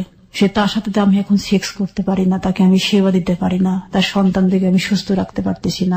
আমি তো এখন অথর্ব অকেজ, আমি যাতে পচনশীল হয়ে মরে যাই সেটাই সে চেয়েছিল। তারপরে আপনি স্টেশনে কি করলেন ওই সময়টাতে? আমি 17 দিন থাকার পরে আমাকে কেউ ভিক্ষুক মনে করে 2 টাকা 1 টাকা দিয়ে যেত, ওটা দিয়ে আমি খুঁড়িয়ে পাউডারি কিনে স্টেশনের নলকূপ থেকে পানি খেতাম। এবং আমার নিজের চোখে আমাকে দেখতে হয়েছে আমার ঠ্যাঙের নিচ থেকে যে পচা মাংস ছিল, এই মাংস কুকুরে চেটে খেত। এই জিনিসটাও আমাকে আমার জীবদ্দশাতে আমাকে দেখতে হয়েছে। এটা যে আমি দেখবো আমি কখনো কল্পনা করতে পারিনি। 17 দিন যখন অতিবাহিত হয়ে গেল, ধুলা বাড়িতে, মশা মাছিতে ঘাগুলি আবার দুর্গন্ধ ছড়াতে শুরু করলো। তখন আমার বাবার বড় বোনের ছোট দেবর, উনি স্টেশনে দেখা মাত্রই আব্বার কাছে ফোন করছে, বাবার কাছে, যে ভাই তুমি ভাত খাও কিভাবে, তুমি ঘুমাও কিভাবে, যে বাড়ির মেয়েদের পশমকে স্পর্শ করতে পারেনি সেই মেয়ে আজকে স্টেশনে পড়ে আছে, তুমি কল্পনা করতে পারবে না মেয়ের কি অবস্থা আজকে। এটা বলে সে ফোনটা রেখেই আমাকে কুষ্টিয়া সোনো টাওয়ারে ভর্তি করার পরে আমাকে ওখানে সেবা দেওয়ার পরে আমি 7 দিন থাকার পরে আমাকে বাড়িতে নিয়ে যাওয়া হয়। বাবা আসলো না কথা শোনার পরে? বাবা চলে আসলেন মাইক্রো নিয়ে, দুলা ভাই চলে আসলেন, বড় বোন চলে আসলেন, সবাই আসলো। আসার পরে আমাকে ওখান থেকে সেবা দিয়ে 7 দিন পরে বাড়িতে নিয়ে গেলেন। বাড়িতে নিয়ে যাওয়ার পর যেহেতু সন্তান আমার কাছে নেই, আমার ওই 17 দিনে ক্ষুধা যন্ত্রণা, আমি এগুলো না খেতে খেতে আমি আর বাড়িতে আসার পরে আমি আর কারোর সাথে কথা বলতে পারতাম না। আমাকে কোনো কিছু প্রশ্ন করলে আমি চুপচাপ, আমি শুধু আমার চোখ দিয়ে পানি পড়তো। শুধু এই অনুভূতিটি আমার সেই সময় ছিল। তারপরে বাবা দেখলো তো এটা সমস্যা, তখন এইভাবে আমার অক্টোবর নভেম্বর ডিসেম্বর মাসগুলো চলে গেল। জানুয়ারি ফেব্রুয়ারির দিকে বাবা আমার পাসপোর্ট তৈরি করলেন, আমাকে ইন্ডিয়াতে নিয়ে যাবেন ট্রিটমেন্টের জন্য। আমার শরীরের আর কোনো উন্নতি হচ্ছে না। হাজবেন্ডকে খবর দেয়নি? হ্যাঁ দিয়েছিল, বাবা গিয়েছিল 2 বার, বাবাকে অপমান করে বের করে দেয়। তারপরে মে মাসে আমার পাসপোর্ট হাতে আসলো, জুন মাসের অর্ধেক টাইমে ভিসা পেলাম পাসপোর্টে। তখন বাবা আমাকে নিয়ে সুদূর মাদ্রাজ গেলেন ট্রিটমেন্টের জন্য, অ্যাপোলোতে ভর্তি করলেন আমাকে। কারণ আমার তখন পোড়া নার্ভগুলো তো শুকিয়ে ওই যে কুচিয়ে তো আমি খাটো হয়ে গেছি, এতটুকু হয়ে গেছিলাম, আমি লাঠি ভর দিয়ে চলতাম। তারপর ট্রিটমেন্ট চললো কতদিন ওখানে? ওইখানে চললো, আমি ছিলাম ওইখানে 25 দিন ছিলাম। আচ্ছা, ওইখানে ট্রিটমেন্ট করাকালীনই আবার চোখটাকেও দেখানো হলো। চোখেরও তো তখন খুব ভয়াবহ অবস্থা, শঙ্কর নেত্রালয় দেখানো হলো। দেখানোর পরে শঙ্কর নেত্রালয় থেকে বললো যে লেসিক করতে হবে, লেজার লেসিক করতে হবে, করলে চোখটাতে পাওয়ারটা একটু কম থাকবে, তখন ইজি হয়ে জীবনযাপন করতে পারবে। পরে আমি ফিরে আসলাম দেশে। ফিরে এসে আমি মামলাতে অংশগ্রহণ করলাম, সুস্থ হলাম। মামলা করলেন? হ্যাঁ জি, জজ কোর্টে গিয়ে মামলা করলাম, চুয়াডাঙ্গা জজ কোর্টে, আমার সেই মামার কাছে। করার পরে সে অ্যারেস্ট হলো, আমার সন্তানরা আমার কাছে আসলো, কোর্ট রায় দিল যে আমার 3টা সন্তান আমার কাছেই থাকবে, তাদেরকে প্রতি মাসে 6,000 টাকা খরচ দিতে হবে। আপনি কি মামলা করলেন? নারী নির্যাতন মামলা? জি। তারপর তাকে অ্যারেস্ট করে কি করা হলো? অ্যারেস্ট করে সে 7 দিন ছিল জেলখানাতে, তারপরে বের হয়ে আসলো। সে জামিনে বের হয়ে আসলো। কিভাবে বের হলো সে?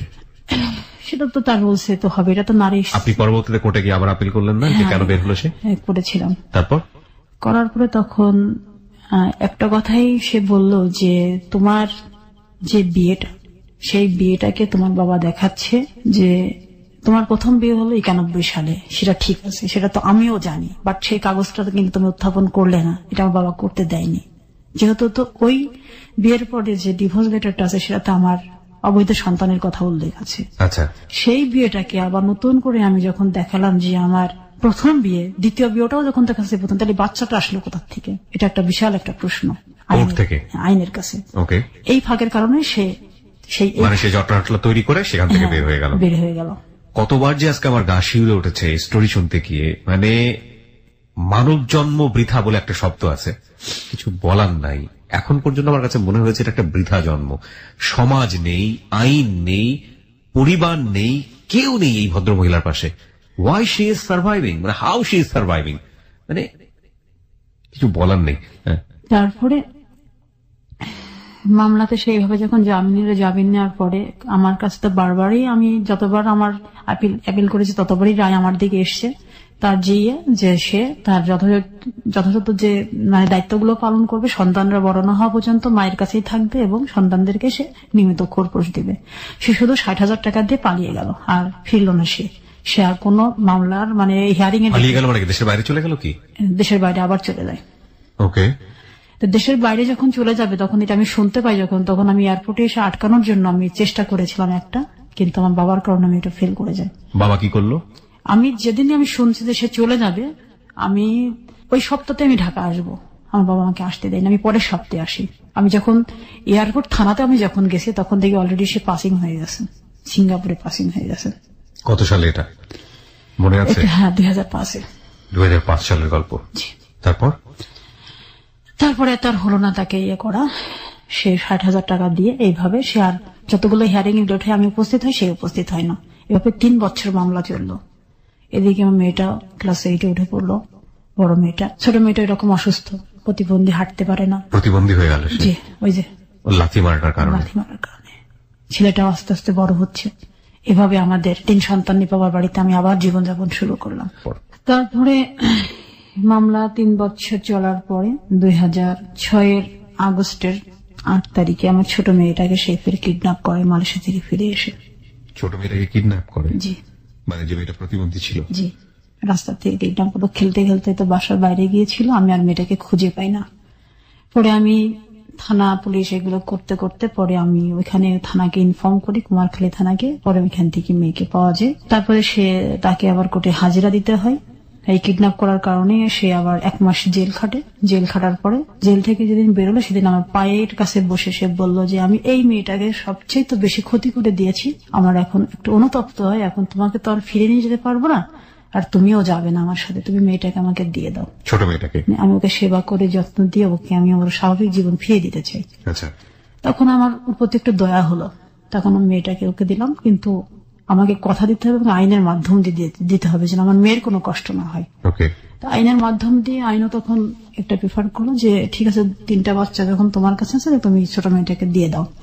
তো দিয়ে দিলাম। আমি প্রতি মাসে মেয়েটাকে দিয়ে দেখে আসতাম। এভাবেই আমি। আপনারা কি তখন ডিভোর্সে ছিলেন? হ্যাঁ, আমাদের তো অলরেডি ফের আবার ডিভোর্স হয়ে গেছে। ওই ডিভোর্সটা আমি 9 মাস পরে জানতে পারি। আচ্ছা আচ্ছা, ওকে ওঠে দেন আপনি? দেয়, ওই দেয় আবার দেয়। আচ্ছা, একই হাজবেন্ডের কাছ থেকে দুইবার ডিভোর্স, 2বার বিয়ে। এটা ইতিহাসের একটা বিরল। ওকে, বলুন। তারপরে বড় মেয়েটার এসএসসি পরীক্ষা শুরু হবে 8 সাল 2008-এ। বড় মেয়েটা হঠাৎ করে বেঁকে বসলো, আমি পরীক্ষা দিব না। আমি অনেক বুঝালাম, তুমি আমার যন্ত্রণাগুলি দেখেছো আমার সাথে, একসাথে পাড়ি দিলাম আমি আর তুমি আমার কম যন্ত্রণা দেখোনি। কিন্তু তোমাকে বড় হতে হবে, মানুষ হতে হবে, তোমাকে নিজের পায়ে দাঁড়াতে হবে। আমি কখনোই ভাববো না যে তুমি একটা শুধু মেয়ে, তুমি একজন মানুষ, তুমি মানুষের মতো মানুষ হয়ে থাকবে এই পৃথিবীতে, এবং সেভাবেই তোমাকে সংগ্রাম করতে হবে। যেহেতু তোমার বাবা নেই, তোমার বাবা থেকেও আজকে নেই। তো কি মানে ও কি করলো? ও তখন বললো যে আমাকে নিজে খুব অসহায় মনে হয় আজকে। আমার মনে হয় কি আমার জন্মটা আসলে না হলেই ভালো হতো, তুমি আমাকে তখন মেরে ফেললে না কেন? আমার মেয়ের একটাই কোশ্চেন ছিল। তারপরে আমার যে টিচারের হাত ধরে আমার লেখালেখিতে আসা সেই আপা খুবই ভালো বোঝাতে পারতেন বাচ্চাদেরকে। সে আমার শিক্ষাগুরু মালিকা বেগম, তার কাছে নিয়ে গেলাম বোঝানোর জন্য। সে ম্যাডামের কথা আমার মেয়ে রাখলো না। 2টা পরীক্ষা দেবার পর আর পরীক্ষা দিল না। ওকে আমি আর পরীক্ষাতে অ্যাটেন্ড করাতে পারলাম না, এই জায়গায় আমি ব্যর্থ হয়ে গেলাম। মানে ও কি ফ্রাস্ট্রেশন থেকে এই জিনিসগুলো করতো? তার মানে ওর পুরো লাইফ জুড়ে এই জিনিসটা ছিল। জি। তো আমি অনেক বোঝানোর পরও আমি তুমি সবগুলো ভুলে যাও, সবকিছু ভুলে যাও, শুধু তোমার নিজের জীবনের কথা ভাবো। এবং পরবর্তীতে আপনিও আর পরীক্ষা দিতে পারেননি, আপনার সেই ডিগ্রি পরীক্ষা আর দেওয়া হয়নি।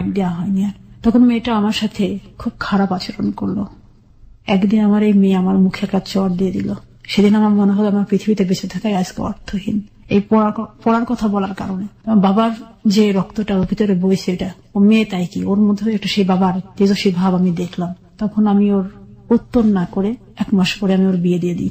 আমি বাধ্য হলাম, ওর অনেক কষ্ট নিয়ে আমি কেঁদেছিলাম সেদিন। আমি দিতে চাইনি যে আমার জীবনটা যেটা হয়েছে অন্তত তোমার মেয়েদের জীবনে সেটা হোক, আমি চাই না। আমার বাবা মা এটা মেনে নিতে পারিনি। আমার বাবা বলছিল যে আমি অনেক বর্ণিত ঘরে বিয়ে দেব। আমি বলছিলাম আমি কোটিপতি কোনো ঘরে আমি মেয়ে বিয়ে দিতে রাজি না, আর আমি মধ্যবিত্ত ঘরে আমি মেয়ে বিয়ে দিয়েছি। এই জন্য বাবা রাগান্বিত হয়ে আমাকে বাড়ি থেকে বের করে দেয়। পরে মেয়ের হাজবেন্ড আমাকে সহ আমার ছেলেকে সহ বগুড়া ক্যান্টনমেন্টে আমাদেরকে নিয়ে যায়। ওখানে আমাদের আবার জীবনযাপন শুরু হলো নতুন করে মেয়ের বাসায়। আমি বগুড়াতে 6 মাস ছিলাম মেয়ের কাছে থাকার পরে মেয়ে ফের আর একটা রাব ব্যবহার করলো আমার সাথে। আমি ছেলেটাকে নিয়ে বের হয়ে চলে আসলাম মেয়ের বাসা থেকে। আবার অনিশ্চিত একটা পথ, যে পথের সাথে আমার কেউ নেই। ছেলেটাকে নিয়ে ঢাকাতে আসলাম।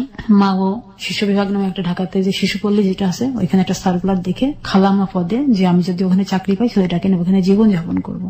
তো ওখানে পরীক্ষা দিলাম। পরীক্ষা দেওয়ার পর ওখানে উত্তীর্ণ হলাম না, যে ছেলেকে নিয়ে তারা আমাকে চাকরি নিবে না। যাই হোক, এইভাবে আমি পরে বাবার কাছে একটা চিঠি লিখলাম যে আমার মেয়ের অভিভাবক আমি, তুমি তোমার মেয়েকে যেমন সমর্পণ করে তোমার দায়িত্ব পালন করেছিল, আমি আমার দায়িত্ব পালন করেছি। তারপরে আর ছেলেটাকে নিয়ে কি করব, হাতে তো টাকা পয়সাও ছিল না। আমার গহনাগুলো আমার সাথে ছিল, সেই গহনাগুলো থেকে 2 ভরি গহনা বিক্রি করলাম। বিক্রি করে আমি ঢাকাতে কুড়িল বিশ্ব রোডে একটা বাসা নেই। যে ঢাকাতে সেটা জায়গাতেও থাকতে হবে একটা জায়গা।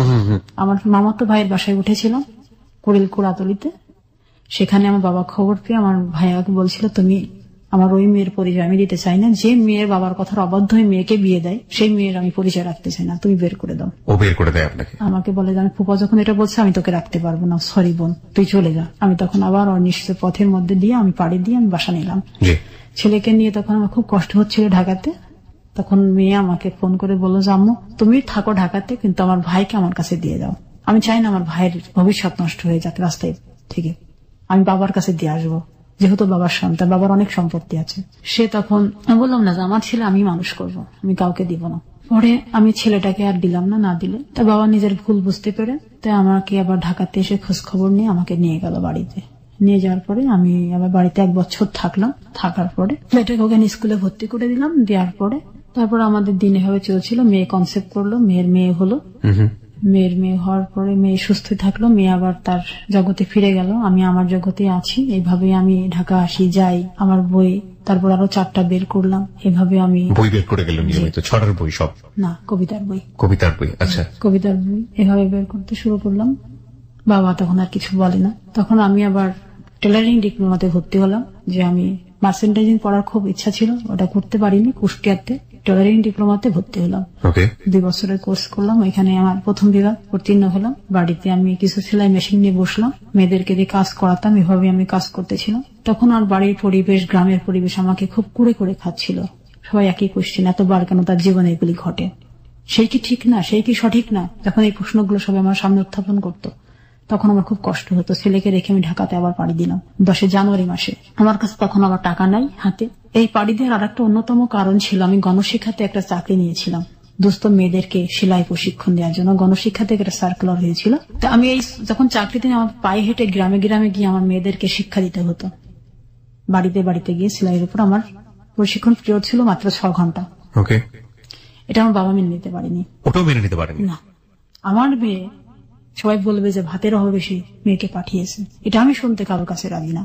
আমার বাবার এটা কথা ছিল। তারপর আমার বাবার কথার অবাধ্য হয়ে আমার এই সন্তানকে কেউ দেখবে না, আমার এই সন্তানকে আমি বুকে নিয়ে ছাতা মাথায় দিয়ে আমি হেঁটে হেঁটে আমি আমার ওই শিশুকে নিয়ে আমি ক্লাস করিয়েছি মেয়েদেরকে। তারপরও আমি ছাড়িনি আমার যে, তারপরও আমি এটা সেই 2007 থেকে 2010 পর্যন্ত আমি এভাবে চালিয়েছি। 3 বছর চালানোর পর আমি ঢাকায় এসছি, ছেলেকে রেখে আসলাম বাবা মায়ের কাছে। ঢাকাতে আসলাম, আসার পরে আমি ঢাকায় জীবনযাপন শুরু করলাম, যে আমি আর বাড়ি ফিরবো না। তারপরে আমার মেয়ে আবার আসলো, আসার পরে আমার ছেলেকে বাবার কাছে আমার অনুমতি ছাড়াই দিয়ে দিল। তখন আমি আরো বেশি কষ্ট পেলাম যে আমার ছেলে, সে আমার কাছে জানলো না, সে বাবার বাড়িতে যাওয়ার বেড়ানোর নাম করে যায়, বাবার কাছে দিয়ে চলে গেছে। পরে আমাকে ফোন করে বললো, আম্মু আমি আজকে কিন্তু দিয়ে এসছি, তুমি আর আজকে আনতে যাবে না, তোমার জীবন তোমার কাছে, আমাদের জীবন আমার কাছে, আমাদের কাছে। এটা আমার বড় মেয়ে বললো? হ্যাঁ, বড় মেয়ে বললো। সেদিন আমি ফোনে সিম চেঞ্জ করলাম। চেঞ্জ করার পরে সেই থেকে আমি 13 সাল পর্যন্ত আমি আমার ফ্যামিলির সাথে আমি কোনো যোগাযোগ রাখিনি আর। মানে সন্তান কারোর সাথে না। আমি খুব কষ্ট পেয়েছিলাম। কেন আমরা বলি মানুষ মূলত একা? তারপরে আমি 3.5 বছর আমি ঢাকাতে জীবনযাপন করেছি একা। ইচ্ছা করলে বিপদে যেতে পারতাম, খারাপ হয়ে যেতে পারতাম, কিন্তু আমি এগুলি কোনোটাই পছন্দ করি না। তারপর আমি যেহেতু ছোটবেলা থেকে দাবা খেলার ছিল, ক্রীড়া পরিষদে গেলাম, দাবাতে অংশগ্রহণ করলাম, আবার দাবা প্রতিযোগিতা শুরু করলাম, নতুন করে আবার দাবার জীবন শুরু করলাম। এখানে আমার রেটিং উঠলো, এখন 1500 রেটিং নিয়ে আমি এখন আছি দাঁড়িয়ে, রেটিং প্রাপ্ত একজন খেলোয়াড়। যে ফিডে বোর্ডে এখন আমার আইডি নাম্বার আছে একটা, গ্রীষে যে ফিডে বোর্ড আছে আমাদের, সেই বোর্ডে আমার আইডি আছে, আমার নাম আছে। বাংলাদেশ গেমসে 13 সালে আমি অংশগ্রহণ করেছি। এভাবে আমি খেলার জগৎগুলোতে এখন আমি এনজয় করি এবং খেলাধুলা করি এবং বই করছি। এর মাঝখানে একটা কথা বলা হয়নি, সেটা হচ্ছে আমি পেন্সিল স্কেচ করি, ছবি আঁকি। এগুলি আমার নিজস্ব একটা জগৎ। এই জগৎটা নিয়ে আমি এখন বর্তমানে দিন কাটাই। এভাবেই আপনার সময় চলে যায়? হ্যাঁ, সময় চলে যায় এভাবেই। যেহেতু আর মেয়েটাকে বিয়ে দিলাম, মেয়ে নিজের সংসার করছে। ছোট মেয়েটা 13 সালের জানুয়ারি মাসের বাবা হঠাৎ করে মারা গেল, এটা আমি জানতাম না। জানুয়ারি 25 তারিখে সে মারা গেছে। তারপর আমার ওই 2 ছেলে মেয়ে তখন একা, ওই বাড়িতে কে দেখবে, তার সৎ মা। তখন ওর বাবাজি আমার সন্তানদেরকে আমাদের বাড়িতে নিয়ে আসে। নিয়ে আসার পরে আমি তখনও তো আমার ফ্যামিলি ছাড়া কেউ জানে না আমি কোথায় আছি, ঢাকাতে আছি, এটা সবাই জানে। পরে আমার এক ফ্রেন্ড, আমরা একসাথে পড়তাম, ওরও বই বের করে ও বইমেলাতে এসেছিল, 14 বইমেলা, ফেব্রুয়ারি মাসের 27 তারিখ। ও আমাকে বলল যে তোর সন্তানের তো বাবা মারা গেছে, সন্তানরা খুব খারাপ অবস্থা, তুই বাড়ি যা। চাচা আমাকে বারবার বলেছে তুই বাড়ি যা। তখন আমি তারপর বাড়িতে ফিরে গেলাম। ছেলে তো আমাকে পেয়ে, আম্মু তুমি আর কখনো আমাকে ফেলে যাবে না, আমি তোমাকে কোনোদিন ভুলতে পারিনি আম্মু। আমার যে 2টা মেয়ে। কত বছর পরে গেলেন? 3.5 বছর পরে। কোনো যোগাযোগ ছিল না? আমার এই ছেলে আমার দরদটা সবচেয়ে বেশি বোঝে। আমার যে মেয়েটা বোঝার কথা, আমার যে বড় মেয়েটা আমার যন্ত্রণাগুলি দেখেছে, সেই মেয়েটা কিন্তু বোঝে না। মানে ছেলে এখনো সেই কুষ্টিয়াতে আছে? না, আমার মায়ের কাছে আছে, চুয়াডাঙ্গাতে। আপনি ঢাকাতে আছেন, আমি ঢাকাতে আছি। এইরকম যাযাবর জীবন চলছে আপনার। যাযাবর জীবন চলছে। কটা বই বের হয়েছে আপনার এখন পর্যন্ত? আমার এখন পর্যন্ত 12টা বই বেরিয়েছে। আর আপনি দাবা নিয়ে কোন ধরনের কোন সংগঠনের সঙ্গে জড়িত আছেন? দাবার যে আমাদের যে দাবা ফেডারেশন আছে, ফেডারেশনের আমি একজন খেলোয়াড়, এই আর কি খেলোয়াড় হিসেবে আছি এবং খেলতেছি। আজকে তো আপনি যে স্টোরিটা বললেন, আপনার দাবা ফেডারেশনে তো অনেকেই জেনে যাবে আপনার লাইফের স্টোরি। সমস্যা নেই তাতে, পুরো দুনিয়ায় তো আপনাকে চিনবে আজকের এই ভিডিও দেখার পরে। কিছু বলার আছে তাদের জন্য, যে কারণে আজকে আপনি হ্যালো 8920 আসলেন? আমি প্রত্যেক বাঙালি মা বোন ভাই দেখে শুধু সচেতন করতে এসেছি, এজন্য যেন কোনো মেয়ের যেন বাল্য বিবাহ না হয়। পরিবারে তো বাবারা আছেন, হ্যাঁ বাবারাও আছেন, এবং আপনার বাবা আপনার প্রতি আচরণ করেছেন, এই জন্য বাবা, এই সব বাবাদেরকে কিছু বলার আছে? প্রত্যেক বাবার একটাই মন্ত্র হওয়া উচিত যে একটা ছেলে যেভাবে আমি বড় করি, একটা মেয়েকেও সেভাবে বড় করতে হবে, কারণ মেয়েটা তো তার শরীরের একটা অংশ। আপনার জীবনে হয় না, আমরা মাঝে মাঝে চিন্তা করি যে যদি আমার জীবনটাকে নতুন করে আবার শুরু করতে পারতাম। আপনাকে যদি সুযোগ দেয়া হতো যে আজকে থেকে আপনি নিউবর্ন বেবি, এবং আপনার জীবনের এই 38 বছরে যা যা পেয়েছেন তার মধ্যে কিছু কিছু জিনিস আপনি একেবারে ডিলিট করে ফেলতে চান, আপনার লাইফে যেটা পুনরাবৃত্তি যেন না হয়, তাহলে কোন কোন বিষয়, কোন কোন মানুষগুলোকে আপনি ডিলিট করে ফেলবেন আপনার জীবন থেকে? জীবন থেকে তো মানুষ কখনো ডিলিট করা যায় না, ডিলিট করতে হবে আমাদের সমস্যাগুলি, যে সমস্যাগুলি আমাদের সমাজে এখনো খুন পোকার মতো খেয়ে যাচ্ছে। এই সমস্যাকে আমরা পারবো না। তারপরও আমরা যারা সচেতন মানুষ আছি, যারা সচেতন ভাবে সমাজকে পরিপূর্ণভাবে বদলাতে চাই, তারা হয়তো কিছুটা হলেও পারবো। আসুন আমরা সবাই মিলে সেই মন্ত্র একসাথে এক কণ্ঠে গেয়ে যাই, যেন আর কোনো মেয়ে বাল্যবিবাহ না হয়। চমৎকার একটা উত্তর পেয়েছি শেষের দিকে। মানুষকে আসলে ডিলিট করা যায় না নিজের জীবন থেকে, মানুষ কোনো না কোনো ভাবেই প্রত্যেকটা মানুষের জীবনে থাকে, কিন্তু মানুষ যে আচরণটা নিয়ে ব্যক্তি জীবনে থাকে বা আরেকজনের উপর প্রভাব বিস্তার করে, সেই আচরণকে পরিবর্তন না করলে সামনে এগোনো খুব মুশকিল। দেখুন, একজন স্কুলের প্রধান শিক্ষক, তিনি বাতি জ্বালান, কিসের বাতি? জ্ঞানের বাতি। হাজার হাজার মনে তিনি জ্ঞানের বাতি জ্বালান। ওই শিক্ষক কারো কারো ব্যক্তি জীবনে আইডল, তিনি তার মেয়ের প্রতি সুবিচার করেননি। একজন শিক্ষকের কথা বাদ দিলাম, এবং একজন ধনাঢ্য ব্যক্তি যে 38 বছর বয়স বা 36 বছর বয়সে 13 বছরের একটা মেয়েকে বিয়ে করে নিয়ে গেলেন, দেশ বিদেশ ঘুরেছেন, ওই মানুষটা একটা মেয়ের প্রতি সুবিচার করেননি।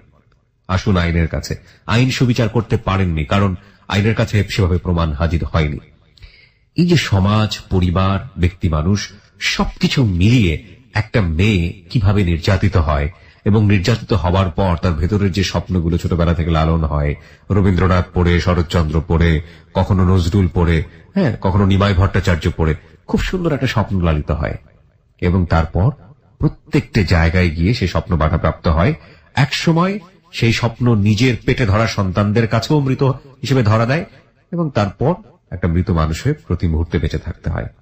এটাই তো আমাদের আজকের যিনি অতিথি, তিনি সেটা হননি। তিনি প্রত্যেকটা মুহূর্তেই নিজেকে উতরে যাওয়ার চেষ্টা করেছেন, নিজের দাঁত ফেলে দিয়েছেন পড়াশোনার জন্য, নিজের নখ গেছে, শরীর গেছে, তারপরেও তিনি সেখান থেকে দমে যাননি। যেটুকু ভালো ছিল সেটুকু নিয়ে তিনি ঘুরে দাঁড়াবার চেষ্টা করেছেন। এখন যেমন ভাবে আছেন সেটা হচ্ছে তার খেলা, যেটা তিনি বলছিলেন, দাবা নিয়ে আছেন, এবং তার যৎসামান্য ইনকাম, এটা নিয়ে 38 বছর বয়সে সামনের দিকে এগিয়ে যাওয়ার চেষ্টা করছেন। আমরা আজকের এই জীবনের গল্প শুনে আমি শুধু লাস্টে একটা কথাই বলতে চাই, পৃথিবীর সকল বাবাকে, পরিবারকে, সমাজকে, নারীদেরকে মানুষ মনে করুন, এবং পুরুষ হিসেবে না, তাদেরকে মানবিক অধিকারের জায়গাটাতে চিন্তা করুন।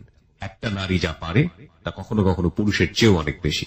সুতরাং আপনার ব্যক্তিগত সামাজিক মর্যাদার জায়গা থেকে একজন মানুষের জীবনকে ক্ষুণ্ণ করা, একজন মানুষকে বঞ্চিত করা, শুধুমাত্র আপনি আপনার পরিবারের ক্ষেত্রে অন্যায় করছেন তা না, পুরো সমাজের প্রতি অন্যায় করছেন, এবং একটা সমাজের প্রতি অন্যায় করা মানে হচ্ছে আপনি একজন রাষ্ট্রের প্রতি অন্যায় করছেন। প্রিয় শ্রোতা, আমরা শেষ করছি আজকের